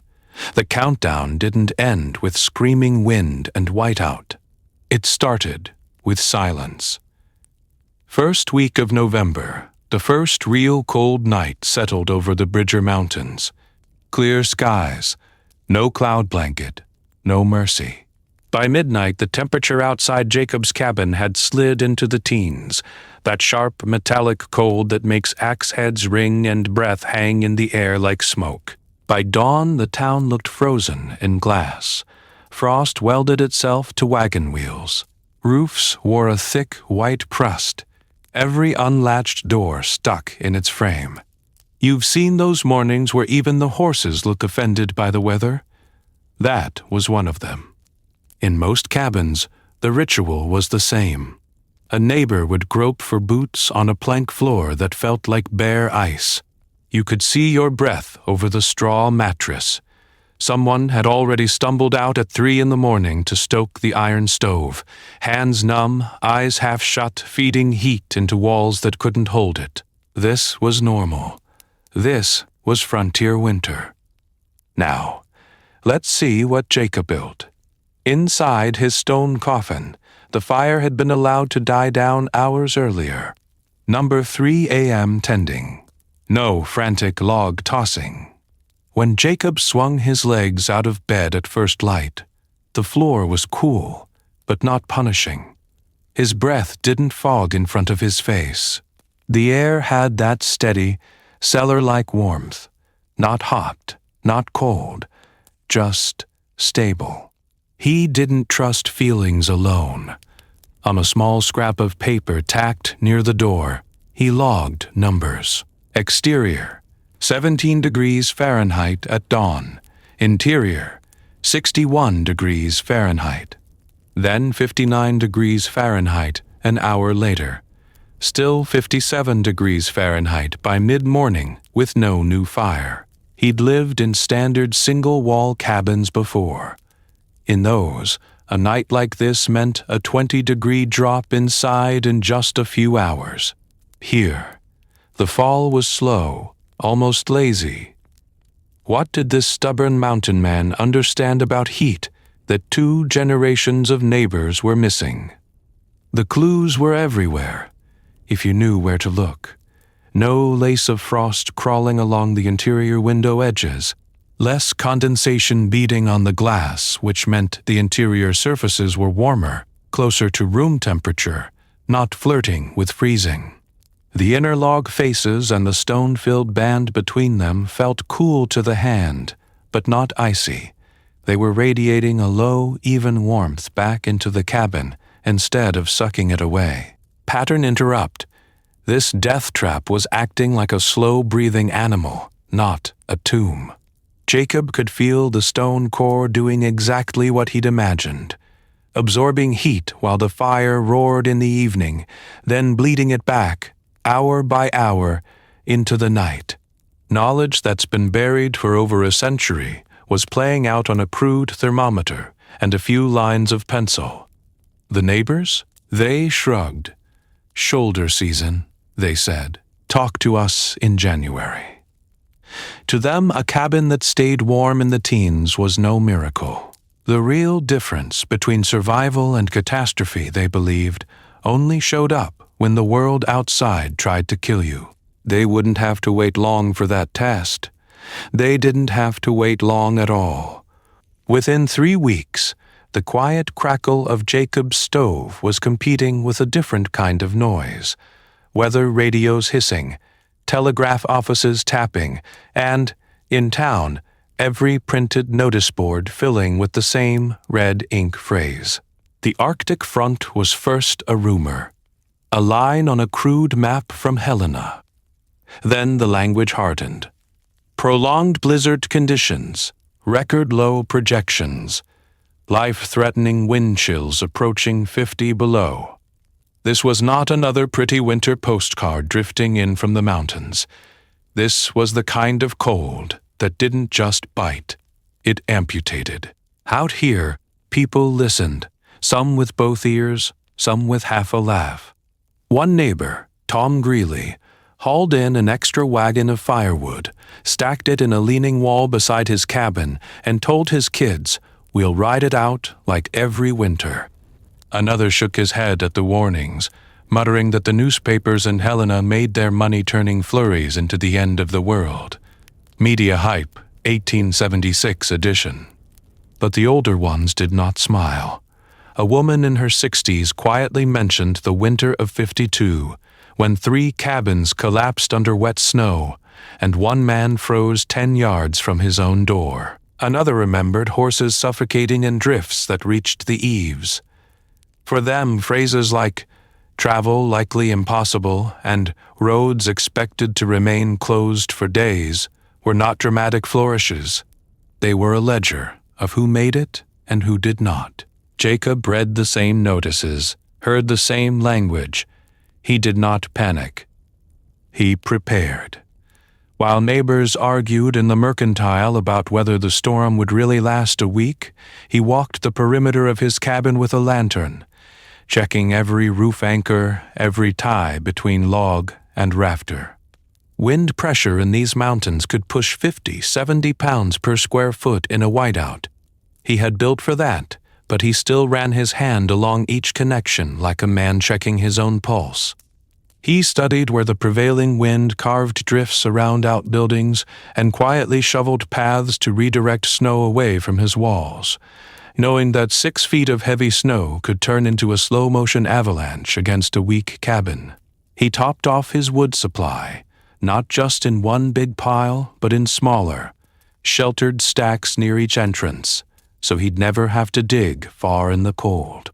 He sealed one more hairline gap around a window, remembering that in a true blizzard, air leaks steal more heat than thin walls. What did this stubborn mountain man understand that his neighbors still treated like superstition? That once those roads disappeared under blowing snow and the world outside went white, there would be no rescue wagon, no extra coal shipment, no doctor. Just dozens of conventional single-wall cabins and one so-called death trap fortress, all about to be hit by the same brutal experiment. Before we reveal the exact technique that turned his thick stone-filled walls into a thermal battery, you need to see what this storm actually did to ordinary cabins when the sky finally opened. The sky doesn't open all at once. It tightens. Late afternoon, the Bridger Mountains go from gray to gunmetal, and the temperature doesn't just fall, It drops like a trapdoor. 20, 16, 10 degrees in under an hour. Breath that was just visible mist turns into sharp crystals. The air feels thinner, meaner. The first gusts hit the cabins like a drunk shouldering past in a crowded saloon. One shove, then another. Then the wind stops playing nice and settles into a sustained roar that wraps around the little settlement and stays there. Snow that had been drifting down in lazy flakes suddenly turns horizontal, slashing past windows in white sheets. You don't see the trees anymore. You see motion. Inside the conventional cabins, the storm announces itself in tiny, treacherous ways. A lantern hook begins to sway. A tin cup on a shelf gives a nervous rattle every time a gust hits the west wall. To the eye, the single log walls look solid, but you can feel them shiver a fraction of an inch, transmitting the wind load from roof to sill in little vibrations. This was normal. This was frontier life. Until it wasn't. Watch the roofs. Every time a harder gust comes through, the split-board roofing on one neighbor's cabin lifts just enough that you could slip a playing card under the edge. That's uplift. Wind pressure spiking toward 50, 60 pounds per square foot, trying to peel those panels like bark. The nails hold, for now, but each cycle loosens them. At the corners, where the notching was rushed before winter, you can hear a faint ticking, wood fibers complaining. Then the drafts arrive, first as a cool thread along the floorboards, then as a definite line of cold around the door latch, around the window frame that never fit quite right. With the wind driving one face of the cabin and sucking on the leeward side, pressure differentials pump outside air through every gap. Air leaks, not thin walls, start to decide who freezes. Neighbors react the only way they know how: more fire. They feed their iron stoves hard, damper wide, flames roaring. Heat rockets up the flue. The front of the cabin feels warm on your cheeks, but move 3 steps back and the cold is already pushing in, riding those invisible drafts. They're burning through tomorrow's firewood just to keep tonight's chill at bay. Now let's see what Jacob built. His stone-walled cabin sits lower, heavier, almost hunched into the earth. The wind slams into it and the sound changes. Outside, it's a freight train. Inside, it's a distant ocean, a low, muffled rush behind thick log and stone. The double-shell wall and packed river stone don't vibrate. They absorb. A spoon on his table barely trembles. Thermally, it's a different world. Jacob's stove is running, but not frantically, just a steady, moderate burn. He's not chasing the storm. He's topping off a battery. For 3 days, he's been charging those 8,000 pounds of stone, letting the dense mass soak up heat. Now the interior air leans on that warm reservoir, and the thermometer barely moves as the first 12 hours pass. 66, 65, still comfortable, while outside the wind chill knifes toward -40. What did this stubborn mountain man understand that his neighbors did not? That in a real winter siege, the difference between survival and catastrophe isn't how big your fire is, it's how slowly your cabin lets go of that heat. And here's the unsettling part. This is only the opening move. The snow is still thickening, the wind still climbing, and the real test of every wall, every nail, every hidden gap in those cabins hasn't even started yet. By the second dawn, the ridge didn't look like Montana anymore. It looked buried. 24, then 36 hours into the blizzard, snow had drifted shoulder-high against north walls. Windows were half erased, and the wind was still throwing 50 to 70 mile-per-hour gusts like punches in the dark. This is when weak connections start to scream. In the neighbors' cabins, the first warning wasn't visual. It was sound. A deep, hollow bang overhead as a roof truss shifted. Then another. Nails, driven fast back in October, now squealed in slow withdrawal as the roof tried to peel away from the walls. Every gust was a crowbar. Every vibration a reminder that most failures don't start in the middle of a beam. They start where one piece meets another. Standard cabins in that valley were built the usual way. Single log wall, light rafters, a few toe-nailed connections into the top plate. Fine for a calm winter. Under this load, the physics turned mean. Uplift on the windward eave tried to flip roofs backward. Suction on the leeward side finished the motion, prying at every nail. At the same time, snow loads climbed toward 60, 70, maybe 80 pounds per square foot, pushing straight down until the ridge boards began to sag. Then came the racking. Picture a perfect rectangle of walls. Now imagine the wind shoving on one long side, trying to turn that rectangle into a parallelogram. Corners that had been good enough in autumn. 3 spikes, a rough notch, suddenly took disproportionate stress. Interior cracks spidered from window corners. Plaster around door frames, split in jagged diagonal lines. One neighbor watched a hairline crack above his stove widen as the night went on, a silent seismograph of the storm's pressure. Pattern interrupt. None of that was happening in Jacob's so-called death trap. Now let's see what Jacob built under the same assault. His stone-filled double wall did something very simple and very powerful. It refused to move. That added mass, almost 8,000 pounds of river stone and sandstone locked between 2 log shells, acted like an anchor sunk into the mountains themselves. When the wind tried to rack the cabin, it met inertia. The heavy core spread the shove through the entire wall instead of concentrating it at one shaky corner. Above, continuous strapping tied the roof to the log plates and the log plates to the stone-backed walls. No isolated nails, a continuous load path. Uplift that tried to peel the roof had to drag the whole cabin with it. It couldn't. During a brief lull, one neighbor cracked his door open, stepped into the white silence, and finally looked up. His own roofline was sagging under the snow, a subtle but unmistakable dip between trusses. Then his eyes tracked toward the ridge. Jacob's cabin sat square, eaves sharp, roof buried under an even deeper load, yet eerily unbothered. What did this stubborn mountain man understand that his neighbors did not? That in a real mountain winter, structure and heat are married. The same continuous shell that kept his warmth inside was now holding the entire building against the storm. And the blizzard wasn't done tightening the screws yet. But as the storm settled in for a second night, the real test shifted.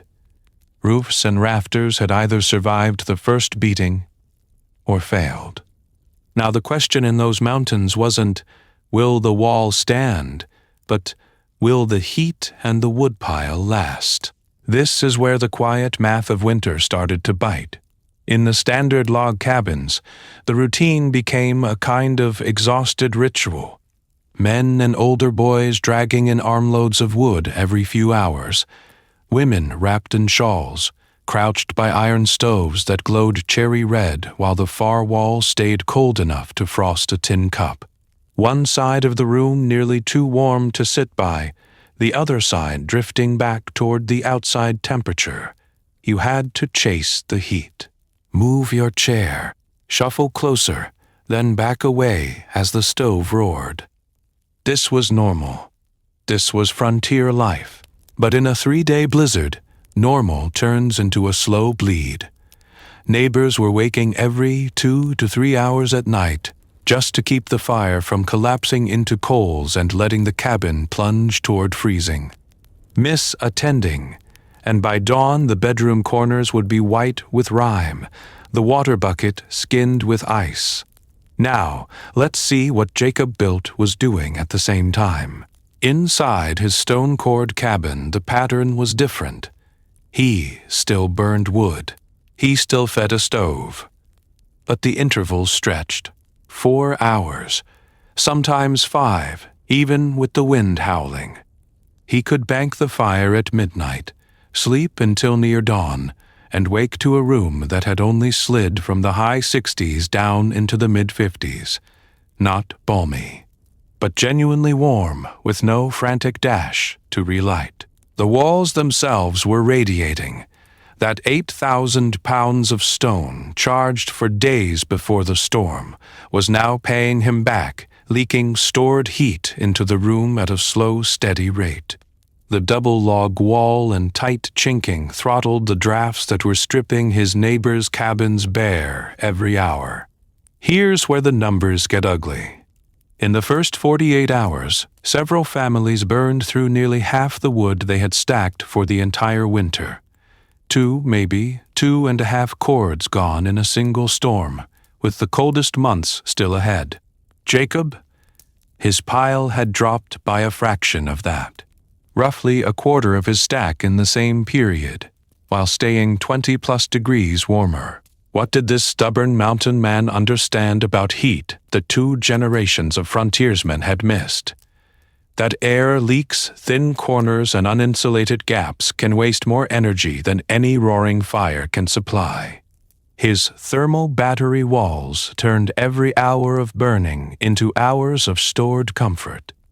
Before we reveal the exact technique he used to build that shell, you need to ask yourself a blunt question.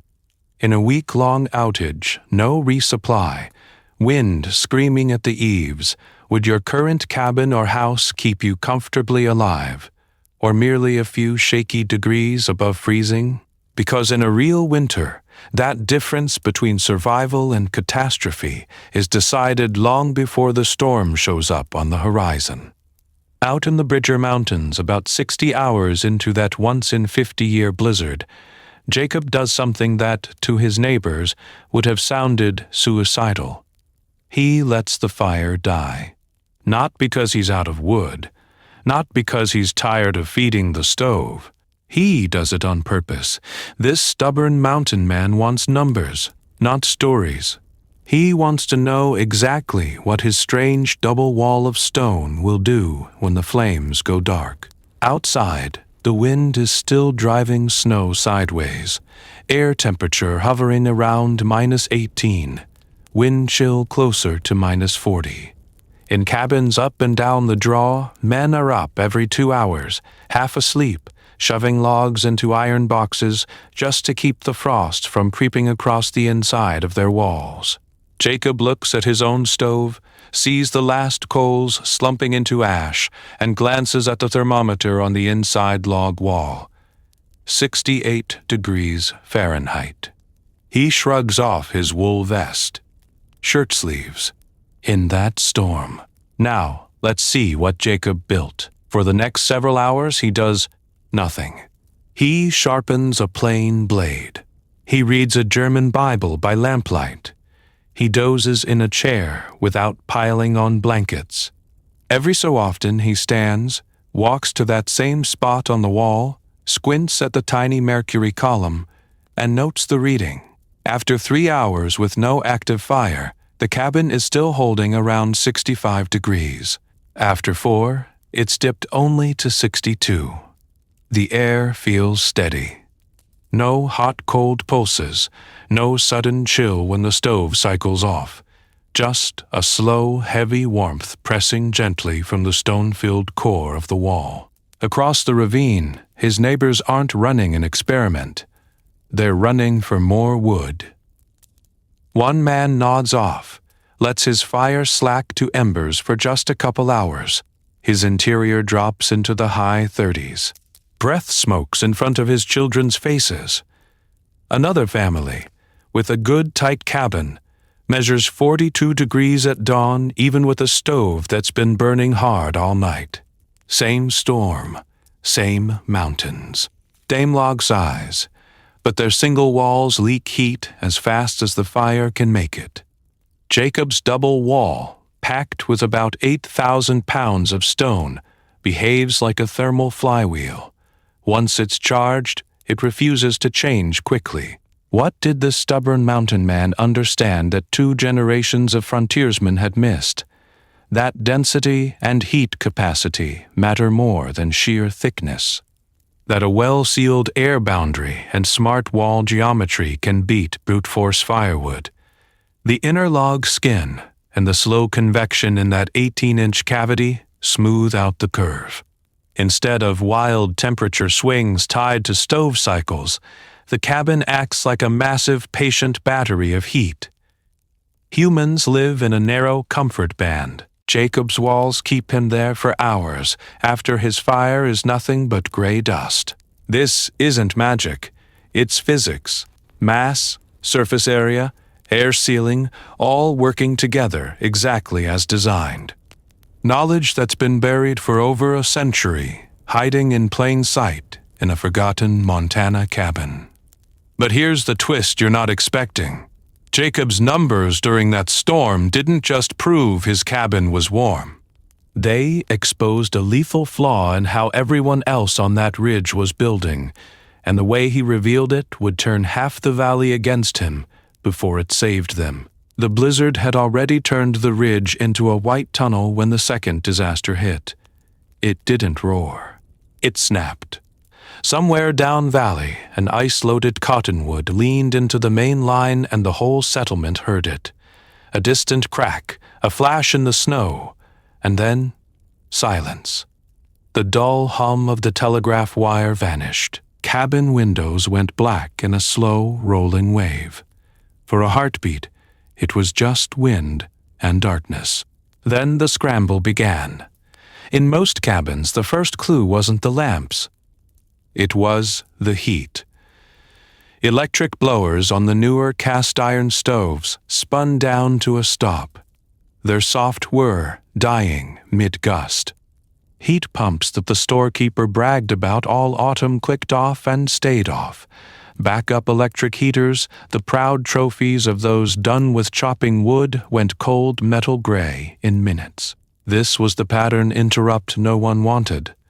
People had built a thin layer of modern comfort on top of 19th century cabins, and in 30 seconds the grid peeled it away. You can picture the scene. A mother in the Miller cabin pounding on a dead thermostat. A ranch hand in the Carlson place shaking an extension cord like it might wake up. Battery lanterns flicked on, candles were dug out of drawers, but the truth settled in fast. Light is optional. Heat is not. What did this stubborn mountain man understand that they were about to learn the hard way? When the power died, every family instantly became a passive design experiment. No more forced air. No more fans pushing warmth around leaky rooms. Just walls, roofs, and whatever heat their hands could coax from wood and matches. The difference between survival and catastrophe shrank down to how well each cabin held what little heat it could make. In the drafty single-wall cabins, you could watch the psychology shift with the temperature. Breath fogged in front of faces. Frost crept back along window sashes. Men who'd laughed at German overbuilding now paced, stuffing rags into cracks, dragging mattresses closer to stoves that suddenly felt small and inefficient. Every gust of wind sounded like a threat to the pipes. Now let's see what Jacob built. His stone-filled double wall didn't care if the wires were dead. The wood stove in his corner burned on with no blower, no fan, just natural draft up a well-built flue. More importantly, it didn't have to fight the cold alone. 8,000 pounds of stone inside those walls were already warm, already radiating, turning the whole cabin into a low-temperature furnace. While neighbors rushed to keep rooms above freezing, Jacob's interior sat in an almost eerie calm. No frantic piling of blankets, no bucket brigade around dripping ceiling joints. Just a steady, quiet heat that made the candle flames look ornamental rather than necessary. Before we reveal the exact technique, notice the emotional inversion. The death trap cabin, That heavy, overbuilt, allegedly dangerous box in the mountains was now the one place that still felt habitable without wires humming. Outside, families were calculating hours until their water turned solid. Inside Jacob's walls, children read by lantern as if it were an ordinary winter evening. Knowledge that's been buried for over a century was playing out in real time, and by morning the ridge would be divided into two groups, those merely in the dark and those in real trouble. By day 3, the ridge stopped arguing with the storm and started disappearing under it. Snow wasn't measured in inches now. It was measured in feet. Fences vanished first, then wagons, then the lower rails of corrals, swallowed by white drifts that climbed like slow avalanches. Wind hammered down off the mountains at 40, 50 miles an hour, driving the wind chill toward numbers nobody wanted to say out loud. Inside the conventional cabins, the real battle was no longer outside. It was on the walls. Frost crept along interior boards in delicate feathers, tracing every gap in the chinking, every nailhead, every knot. Tin cups left on shelves grew a skin of ice. Water jugs that had sloshed on day 1 now had a cloudy, frozen dome by morning. You didn't breathe and see steam. You breathed and watched it hang, then fall. Families retreated like armies in retreat. Whole cabins were abandoned internally so everyone could cluster in 1 or 2 rooms, usually the one with the stove and the least exposed wall. Mattresses dragged into kitchens. Children buried under every quilt in the house. Doors to unused rooms shut tight, as if you could lock the cold out with a latch. Thermometers told the quiet truth. 40 degrees on a good evening near the fire, mid-30s in the corners. That's not comfort. That's survival mode. Fingers stiff, ink freezing in inkwells, bread dough refusing to rise. You can endure that for a night, maybe 2. But what happens when it's the 3rd day and the forecast is just more white? Now, let's see what Jacob built. While his neighbors' cabins turned into elaborate iceboxes, the stone-filled double wall in his cabin had finally come fully online. Interior surfaces sat above the dew point, so there was no place for moisture to condense and freeze. No lacework of frost on the inside logs, no glittering nails, just bare, dry wood and stone that felt faintly, impossibly warm to the touch. He could let the fire sink to coals for an hour while he checked the roof bracing or shoveled the lee side, and the room temperature barely flinched. The walls themselves were radiating a gentle, even heat. What did this stubborn mountain man understand about heat that 2 generations of frontiersmen had overlooked? That afternoon, the experiment stopped being theoretical. Hans Keller, one of the loudest voices calling Jacob's place, a stone coffin, staggered up through the drifts. His own cabin, 100 yards away, was holding maybe 40 degrees at chest height, 32 near the floor. His youngest had blue lips. His wife's hands shook too hard to thread a needle.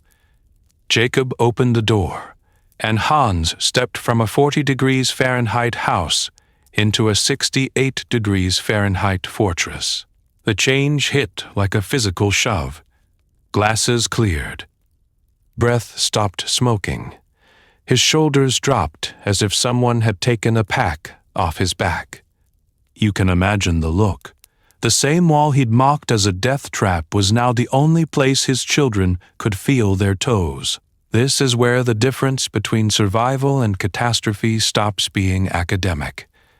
In a short storm, a marginal interior you can tough out at 40 degrees might be a story to brag about later. Stretch that to a week, and those 10, 20, 28 extra degrees inside Jacob's cabin mean something else. Lungs that don't fill with fluid, elders who don't slip into hypothermia at night, minds that stay clear enough to make good decisions instead of panicked ones. Before we reveal the exact technique, hold this picture. 2 cabins, same ridge, same winter, same blizzard. One family pacing to stay warm in a dim, freezing room. Another reading by lamplight while stone walls quietly pour out stored heat. That gap in performance? That's not luck. That's knowledge that's been buried for over a century, waiting for someone stubborn enough to build it into the walls. And on day 4, the storm decided to raise the stakes even higher. Day 4 ended with white noise and fear. Day 5 opened on silence. The blizzard didn't stop so much as disappear. Wind that had hammered the ridge for 3 straight nights dropped out in a single hour, leaving a sky scrubbed clean and a world that looked wrong. Snow lay in smooth, waist-deep drifts, softening fence lines, swallowing wagon ruts, pinning cabin doors shut from the outside. You can hear that silence, can't you? No trees creaking, no dogs. Just the muffled thud of people shoulder-slamming doors that no longer moved. Along the ridge, it took hours for life to surface. Men shoveled through snow that had blown level with porch roofs.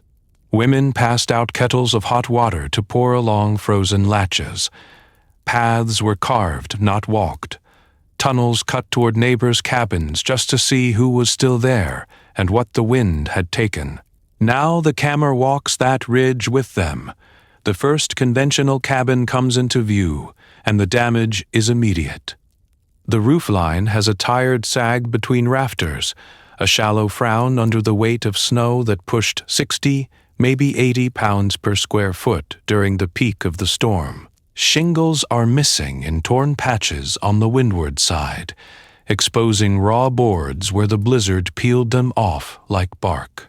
At the next place, a rafter has cracked clean through, propped mid-storm with a rough spruce pole wedged against the floor. You can almost see the panic.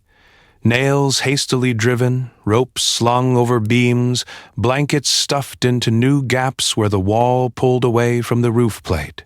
This is where most cabins fail in real mountain winters, not in the logs themselves, but at the joints, the connections, the corners that were never meant to see 70 pounds of wind pressure and wet snow all at once.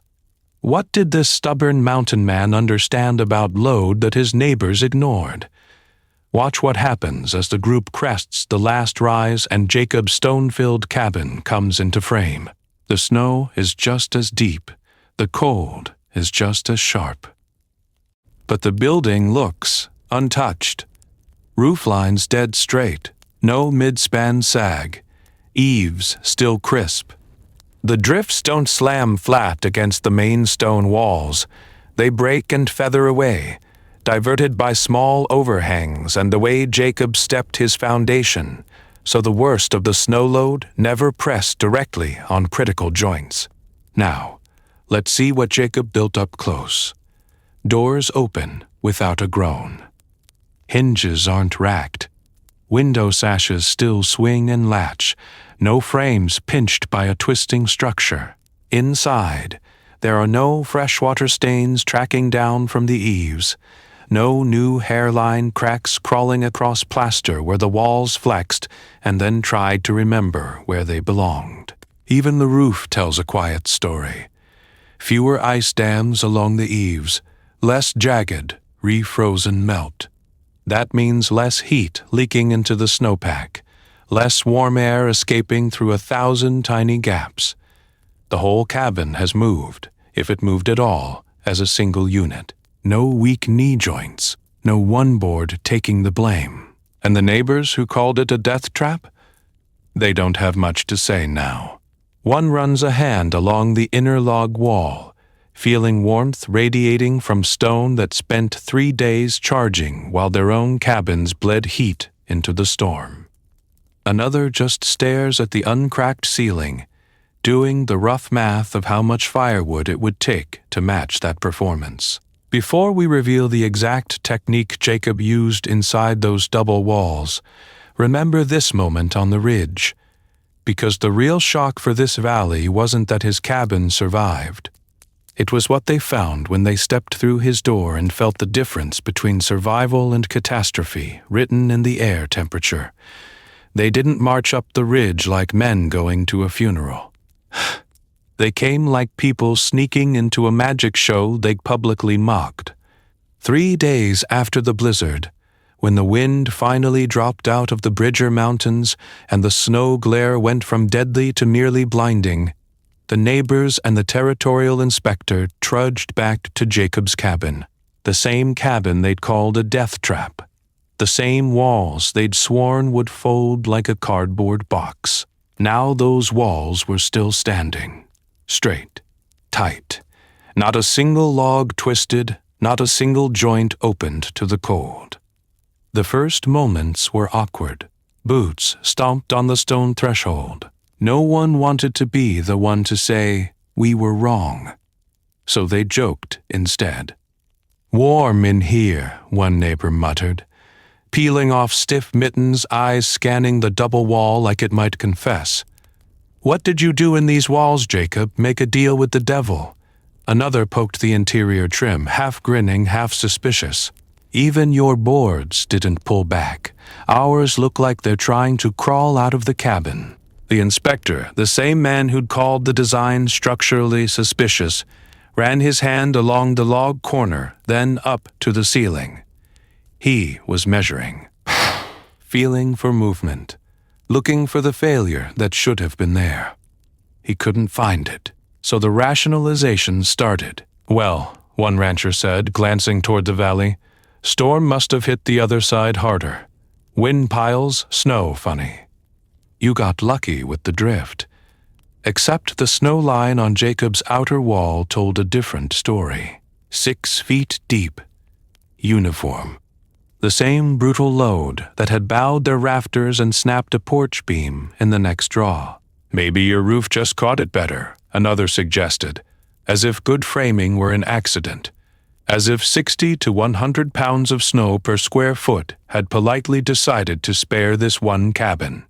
"Pattern interrupt." The inspector finally broke the spell. He tapped one of Jacob's overbuilt metal straps, followed it with his eyes from rafter to top log to the buried stone foundation. "This," he said slowly, "is a continuous load path. Roof into walls. Walls into stone. No weak joints. No loose corners." He nodded toward the others.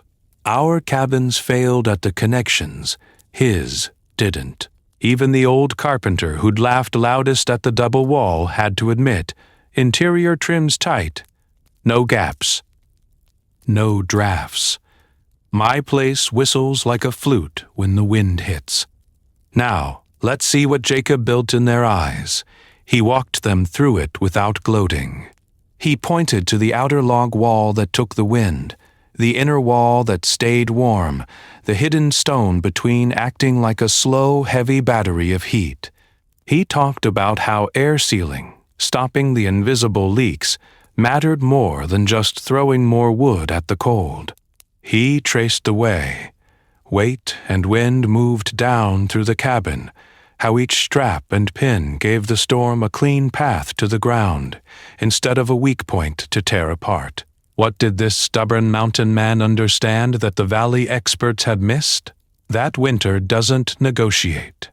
Physics doesn't care about tradition or aesthetics or who's been building cabins this way for 2 generations. The blizzard didn't make his ideas true. It simply stripped away the illusion. It revealed what had been true all along. In the mountains, the difference between survival and catastrophe is decided by forces you can't argue with. And Jacob had quietly built his cabin on their side. Before we reveal the exact technique hidden inside those double walls, you need to see how far this crazy idea would spread once the laughter finally stopped. Now, let's see what Jacob built. Not as a museum piece, but as a blueprint for how you should be thinking about your own walls. Strip away the frontier drama, and his cabin comes down to 4 moves working together. A double shell. Inner log wall, outer log wall. A dense thermal mass infill, nearly 4 tons of stone packed between, careful air sealing and chinking on both faces, and all of it locked into a continuous structural load path from roof through walls into that deep stone foundation. That's the quiet skeleton under the legend. Here's the part his neighbors never understood. The magic wasn't stone walls are warm. Stone by itself is cold. The magic was using the stone where it helps, then controlling air and moisture so the mass could actually work. What did this stubborn mountain man understand that most modern cabin plans still ignore? That in a real mountain winter, air leaks and weak connections fail long before R values on a brochure. Think about how his system behaved in that blizzard. The outer wall took the wind, the driven snow, the minus 22 degrees Fahrenheit air clawing at every crack. The inner wall held the interior finish and the comfort. Between them, the stone turned into a slow, steady heat reservoir. The thermal mass smoothed out the spikes, fire roaring at night, coals dying at 3 a.m., sun hitting the south wall at noon. Interior life decoupled from exterior chaos. You don't need to copy a stone-filled log wall to steal that advantage. You might never lift a river rock in your life. The real lesson is this: design for the worst 3 days you can imagine, not the average Tuesday in November, and let physics, not catalog drawings, decide the trade-offs. Ask yourself, if the power dies, the wind hits 70 miles an hour, and 3 feet of snow land on my roof, what actually happens to this wall? Modern analogs can hit the same notes. A double stud wall with dense packed cellulose gives you that double shell and a thick, well-packed core that slows heat flow while killing air leaks. Insulated concrete forms wrap thermal mass in continuous insulation, turning the whole perimeter into a controlled thermal battery. Masonry veneer over a framed wall, detailed with proper air barrier and drainage, can deliver heavy mass outside, comfort inside, and a dry cavity between. In all of these, the principles are identical. Use mass where it can be charged and protected. Seal air leaks ruthlessly, because one bad joint can lose more heat than an extra inch of insulation ever saves. Give moisture a smart path to escape so your walls dry instead of rot. And make sure every rafter, every post, every log has a clear, continuous path for forces to travel safely to ground when the mountains decide to test your work. That's knowledge that's been buried for over a century. The next time you look at a stock cabin plan, the real question isn't, does this look cozy? It's, what happens to this detail in a 70 miles per hour blizzard with 3 feet of snow and no power for 3 days? And will it land you on the side of survival or catastrophe? In the next section, you'll see how builders across the territory quietly answered that question, and how far they pushed Jacob's idea once they stopped laughing and started copying the physics behind it. Across the modern mountains, the same argument plays out. A cabin goes up that looks wrong, the neighbors shake their heads, and then winter shows up with teeth. Take a remote Alaskan inlet, days from the nearest road. One builder framed a narrow cabin with double stud, offset walls, 2 parallel rows of thin studs, staggered so they never lined up. To the locals, used to heavy timbers and thick posts, it looked flimsy. That thing'll fold like a cardboard box in the first blow, one fisherman muttered. But the builder wasn't chasing appearances. He was chasing load paths. He tied those skinny walls together with continuous sheathing, edges nailed tight, corners strapped from sill to roof. Wind in that bay can push 80, even 90 miles an hour, hammering a wall with 50 pounds of pressure per square foot. Instead of letting that force punch through at weak spots, the sheathing spread it across the whole surface, down into the floor, into the foundation. The offset studs killed thermal bridging, so the cabin stayed warm with less heat bleeding through the wall. After 3 winters and multiple 80-plus miles per hour storms, there wasn't a crack, not a popped nail, not a racked window frame. The flimsy cabin outlived 2 heavier sheds that twisted apart. What did this stubborn mountain man understand, standing in the Alaskan cold, that his neighbors didn't? Physics beats bravado. Jump to Colorado high country, where frost heave quietly destroys foundations. One owner set his mountain home on helical piers, steel shafts screwed deep into stable soil. From the road, it looked like a cabin on toothpicks. Locals laughed. First deep snow, that thing's going for a ride. Then came a heavy winter. 6 feet of snow on the roof. Freeze-thaw cycles popping shallow concrete like old teeth. Traditional foundations up and down the valley cracked and shifted, doors jammed, walls opened, hairline gaps you could feel cold air hissing through. The toothpick house? It barely moved. The piers bypassed the shifting surface, anchoring the load where frost couldn't reach. Snow load went straight down those steel shafts into solid ground. Before we reveal the exact technique behind Jacob's stone walls, notice the pattern. The structure that looked weakest was the only one truly tied into the earth. Then there's the Scandinavian-style cabin on a windswept ridge. Low slung, roof pulled close to the ground, almost no windows on the storm side. Neighbors called it a bunker, not a home. Their own cabins rose tall, with big glass facing the view. Beautiful on a brochure day. When a 3-day whiteout hit, 70 miles per hour gusts drove ice like gravel. The tall, glassy homes lost shingles, cracked panes, and bled heat until interiors hovered just above freezing. Inside the bunker, it was different. The low profile slipped under the wind. Minimal openings on the storm side meant almost no pressure-driven leaks. The cabin stayed warm, habitable, with a single small heater ticking along. That plain, crouched shape was the difference between survival and catastrophe on that ridge. Now let's see what Jacob built in context. The stone-filled wall, the Alaskan double stud shell, the Colorado helical piers, the Scandinavian bunker, they all share the same quiet rebellion. They were built for wind, for snow, for frost heave, not for curb appeal. To an untrained eye, they looked wrong. To the laws of heat and load, they were exactly right. That is knowledge that's been buried for over a century. High-performance, storm-optimized design often looks strange, even crazy, right up until the blizzard hits.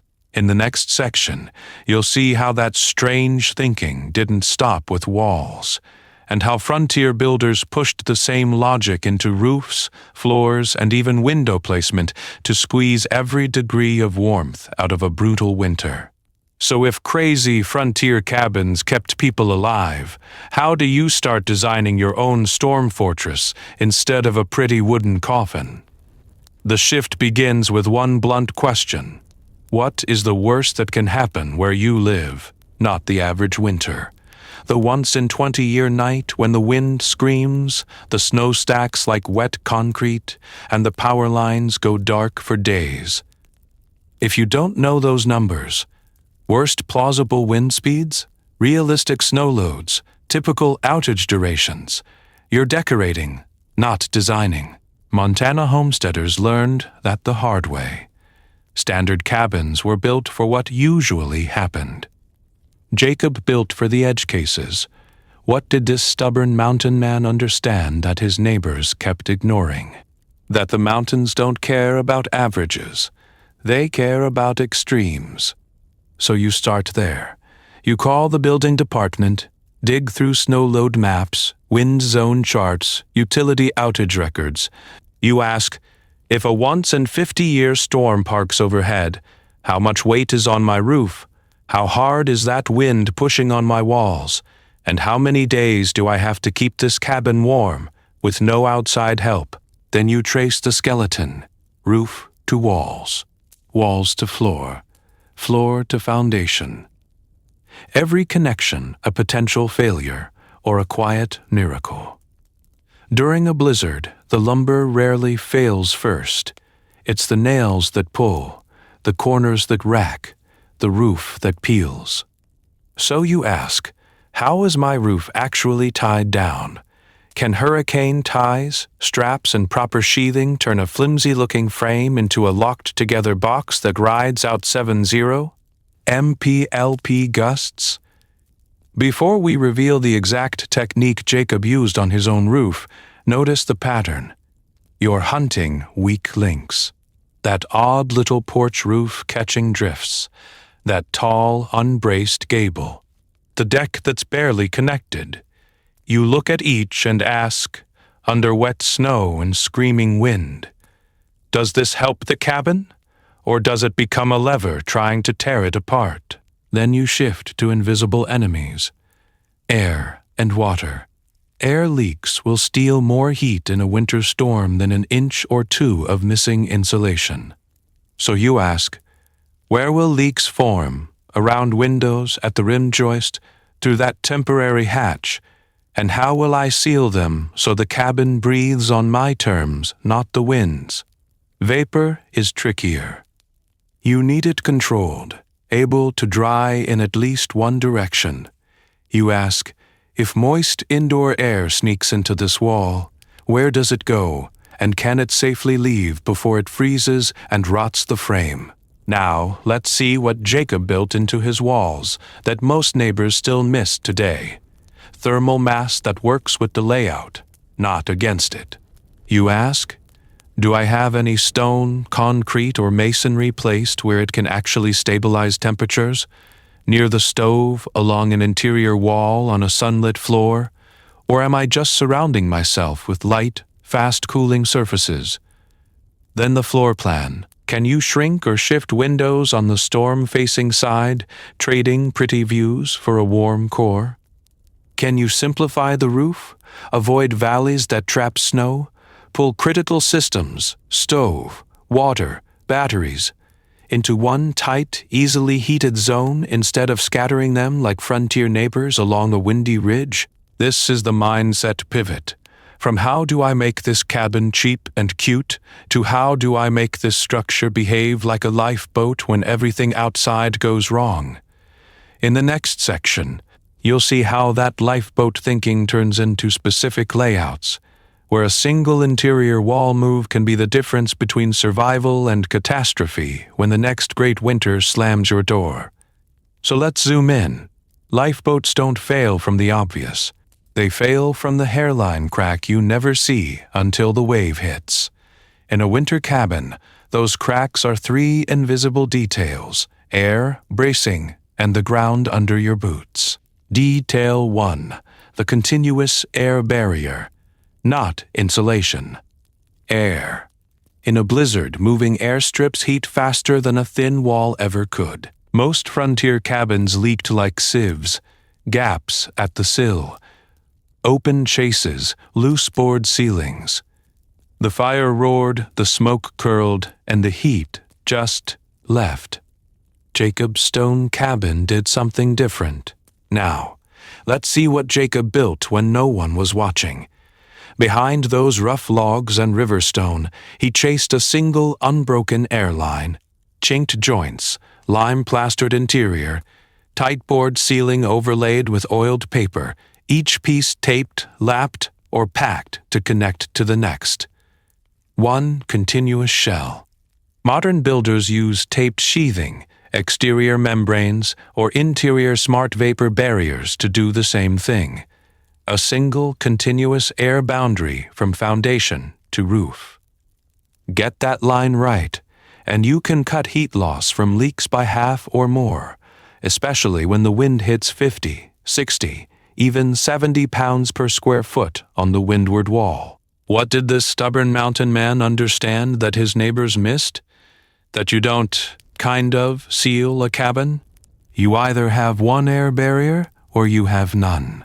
Detail 2. Corner and roof wall bracing. Wind doesn't just push, It twists. It racks. Standard cabins with bare log corners and loose rafters behaved like cardboard boxes. One good gust and the walls racked out of square, doors jammed, roofs peeled. Jacob overbuilt the places no one bragged about. Diagonal bracing hidden under interior boards. Stone and log tied at the corners so the wall acted as a single deep beam. Rafters bird-mouthed over the top wall log, pinned with pegs, then locked with iron straps he'd traded for in town, the same straps the blacksmith joked were for that death trap up the creek. Today you'd call it a continuous load path. Structural sheathing at the corners, metal connectors at every eave, hurricane ties on rafters, cheap pieces of steel that keep the roof married to the walls when the mountains throw 80 mile-an-hour gusts at you. Detail 3 is deeper, literally, the foundation and the soil it sits on. Frost heave doesn't care how warm your cabin feels. When water in the ground freezes, it expands, lifts and shoves. Shallow stones under one wall, soft clay under another, and suddenly your perfect double wall is leaning, cracking, opening up air gaps you'll never find until the cold pours in. Jacob dug. Deep stone foundation under that 8,000-pound thermal mass, wide enough to spread the load, down far enough to anchor below the worst of the freeze. He didn't have the words frost-protected shallow foundation, but the idea was there, stable soil, continuous footing, no random piers perched on disturbed fill. Modern cabins can use insulated shallow footings, helical piers, or deeper concrete pads, but the principle is the same. Lock the cabin to ground that doesn't move. Here's the pattern interrupt. Your next cabin upgrade might not be another inch of insulation. It might be a roll of tape, a handful of metal connectors, or digging one more foot into the ground. Knowledge that's been buried for over a century is simple to apply. Trace your air barrier on paper. Can you draw a continuous line without lifting your pen? Check your corners and eaves. Are walls, roof, and foundation actually tied together or just resting near each other? Look at your soil and footings. Are you trusting luck or physics? Because when the next great winter slams your door, those 3 hidden details will quietly decide whether your cabin behaves like Jacob's warm stone lifeboat or like your neighbor's pretty little icebox. Before we reveal the exact technique Jacob used to lay out his interior walls and stoves so every BTU worked twice, you need to see how those hidden bones shaped the way the cabin lived from the inside. So pause Jacob's cabin for a moment and walk into your own front door. Imagine this, a once-in-30-years blizzard, not a cute dusting. Roads gone under drifts. Wind throwing 50, 60 miles an hour against your walls. Power out. Not for an evening, but for 5, maybe 7 days. Temperatures pinned well below freezing the entire time, never climbing above 10 degrees Fahrenheit. This is not a movie. This is the test your home will eventually see. Day 1, you're confident. The lights flicker, then die. The furnace clicks off. The hum of the refrigerator stops. What's left? One small backup heater? A wood stove in the corner? Or nothing but blankets and hope? Now imagine that same cold pressing in on every wall, every window, every tiny air leak you never thought about. How do you keep heat in the cabin that is your house? Do you have one room you can retreat to and actually keep warm, or would you be chasing comfort from outlet to outlet, realizing there is no more electricity to buy you time? What did this stubborn mountain man understand about heat that most modern homeowners still miss? Let's walk through the next few days. Cooking. Can you boil water without power, without going outside into the wind? Heating. If your main system dies for 4 hours in the night, how fast does your interior temperature fall? 10 degrees? 20? Do your pipes tucked into exterior walls quietly freeze and burst by day 3? Water. If the pump stops, do you have any stored? Sanitation. If the drains freeze, where does everything go? Sleep. Are you spreading kids and pets across one mattress in a single room, or is the whole home still habitable? This is where the building itself either becomes a partner or a parasite. A good cabin, even in the suburbs, should maintain a safe, comfortable interior with minimal inputs when cut off from the grid. That's not luxury. That is the difference between survival and catastrophe in a real winter event. Now, let's see what Jacob built through that lens. His double log wall, packed with 8,000 pounds of stone, turned his tiny cabin into a thermal battery. Once charged, it bled warmth slowly, so a few hours without flame didn't mean instant misery. Neighbors with pretty clapboard houses and thin insulation would have watched their interiors crash toward freezing as soon as the furnace died. Jacob's stone core kept pushing heat back into the room. He didn't build a cool cabin. He built a self-contained survival system in the mountains. Knowledge that's been buried for over a century turned his walls into silent allies when the world outside went white. Now bring it back to you. If the road to your place closed for a week, what fails first? The pipes? The roof under snow load?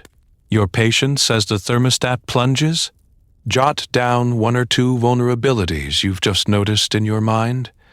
Maybe that big north window that bleeds heat, that uninsulated crawl space, that single-point furnace with no backup. Because before we reveal the exact technique Jacob used to aim every BTU where it mattered, you need to see how a few small design changes in your own cabin could turn the next great storm from a crisis into an inconvenience. And here's the uncomfortable twist. The real danger wasn't Jacob's heavy stone walls or that crazy double shell everyone in the valley joked about. The real danger was the quiet assumption behind every other cabin on that ridge that tomorrow's winter would look like yesterday's, that you build for normal and hope the mountains stay polite. Modern, or 1876, the pattern is the same. Cabins, houses, entire neighborhoods are optimized for cost, speed, and curb appeal in ordinary weather. You see it in the catalogs: wide glass, thin walls, glossy finishes. You do not see a diagram of how wind loads travel from roof to foundation in a blizzard, or what happens to your open concept when 70 pounds of snow per square foot lands on that shallow pitch roof. Codes are supposed to stop the worst failures. But watch what happens in practice. Code minimums, which were meant as a bare safety floor, quietly become the target. Hit R21 in the wall? Good. Me, the snow load table? Good. Nail pattern technically correct? Good enough. The cabin passes inspection. The builder gets paid. The brochure looks clean. No one asks, what does this look like at minus 22 degrees Fahrenheit, with 60 miles per hour wind and the grid dead for 3 days? What did this stubborn mountain man understand that the normal builders around him ignored? That the mountains do not care about minimums. Listen to how insulation and window marketing sounds today. It's R values, U factors, low E coatings, and the color of the trim. It's how bright and open the living room feels. Almost never. Continuous air sealing, redundant load paths, or how long the interior stays warm when the last watt of outside power disappears. Air leaks, not just thin insulation, are what strip heat from a cabin in a real winter storm, but you won't see a glossy ad for aggressive air barrier detailing. This isn't a secret cabal in a smoky room. It's a soft conspiracy of incentives, A system that quietly punishes overbuilding for safety because extra structure, extra mass, extra anchoring don't photograph well and don't fit the spreadsheet. A 1-2 inch thick stone-charged wall that stays warm for 8 hours after the fire dies? That's overkill. A roof framed to laugh at 100 pounds of snow per square foot? Unnecessary. Until the night it isn't. Pattern interrupt. The death trap cabin on the ridge was the one that refused to play along. Jacob ignored the floor plans. He ignored the catalogs he built for the storm he knew would eventually come. Double log walls, a stone core, a deep foundation tying that mass into the ground like an anchor. He created a continuous path for gravity, wind, and snow to travel safely through the structure, and a continuous thermal battery to bleed heat back into the room when the fire went dark. When the blizzard finally hit, the system blinked first, not his cabin. Neighbors' normal walls shivered, roofs groaned, fires burned through wood at a frantic pace just to chase frost off the inside logs. Jacob's thick, heavy, allegedly wrong walls stayed warm and still. Now, let's see what Jacob built in detail, and how that rebel design turned every pound of stone and every inch of wall into the difference between survival and catastrophe. Neighbors had called it a death trap, a heavy, overbuilt oddity on a windy ridge. But when that once-in-40 years winter finally slammed into the mountains, Jacob's so-called mistake cabin didn't just survive, it became the blueprint for what real safety looks like when the cold and the wind stop playing nice. Think about the arc you've just watched. A crazy double log wall, 18 inches thick in the middle, packed with stone that everyone swore would crush the foundation. A roof tied into deep stone footings when most cabins barely bothered with real anchors. Then the blizzard hits. Roofs rip, walls rack, fires burn through wood like paper, and people huddle in coats inside their own homes. Jacob's cabin? Warm, still, quiet. What did this stubborn mountain man understand that the others did not? He understood load paths. Every pound of snow on that roof, every pound of wind pressure on that wall, had a continuous route down into the ground. No weak corners. No floating roof beams. Modern engineers talk about continuous load paths with hurricane ties and straps. Jacob did it with joinery and stone, but the physics is identical. Forces don't disappear, they travel. He gave them a safe highway. Now, let's see what Jacob built from the perspective of heat, not just strength. Those stone-filled walls were thermal mass used intelligently, not just thick walls for bragging rights. Heat from days of steady fire soaked into 8,000 pounds of dense rock, then bled back into the cabin for 6, 7, 8 hours after the flames died. But the real trick? He made the cabin tight before he made it thick. Air sealing first, tiny leaks hunted down. The inner and outer log walls chinked so drafts couldn't steal his heat. That's the part most people still get wrong. In a real winter storm, air leaks can waste more heat than an extra few inches of insulation will ever save. Jacob's walls didn't just hold heat, they controlled air and moisture. Gentle convection in that 18-inch cavity, not roaring drafts. Moisture could dry toward the inside when the fire was going, and toward the outside when the sun hit the outer logs. He wasn't fighting moisture. He was managing it. And socially? This is where it stings. The experts on that ridge weren't engineers. They were men who had seen one kind of cabin built one way and assumed that was the gospel. They judged by appearance and habit, not by worst-case planning. A heavy stone core looked wrong. Double walls looked wasteful. Until the night their own roofs started popping and the wasteful cabin was the only one where children slept warm without boots on. This is the deeper lesson hiding in the snow. Before we reveal the exact technique for translating Jacob's ideas into a modern cabin, you need to see what his mindset really was. He did not build for last winter. He built for the storm that had not come yet. He was willing to look wrong in October so he could be alive and comfortable in January. You now understand principles most people, including many professional builders, never seriously consider until something fails. Continuous load paths. Thermal mass that's charged, not decorative. Air sealing before R value. Moisture managed instead of ignored.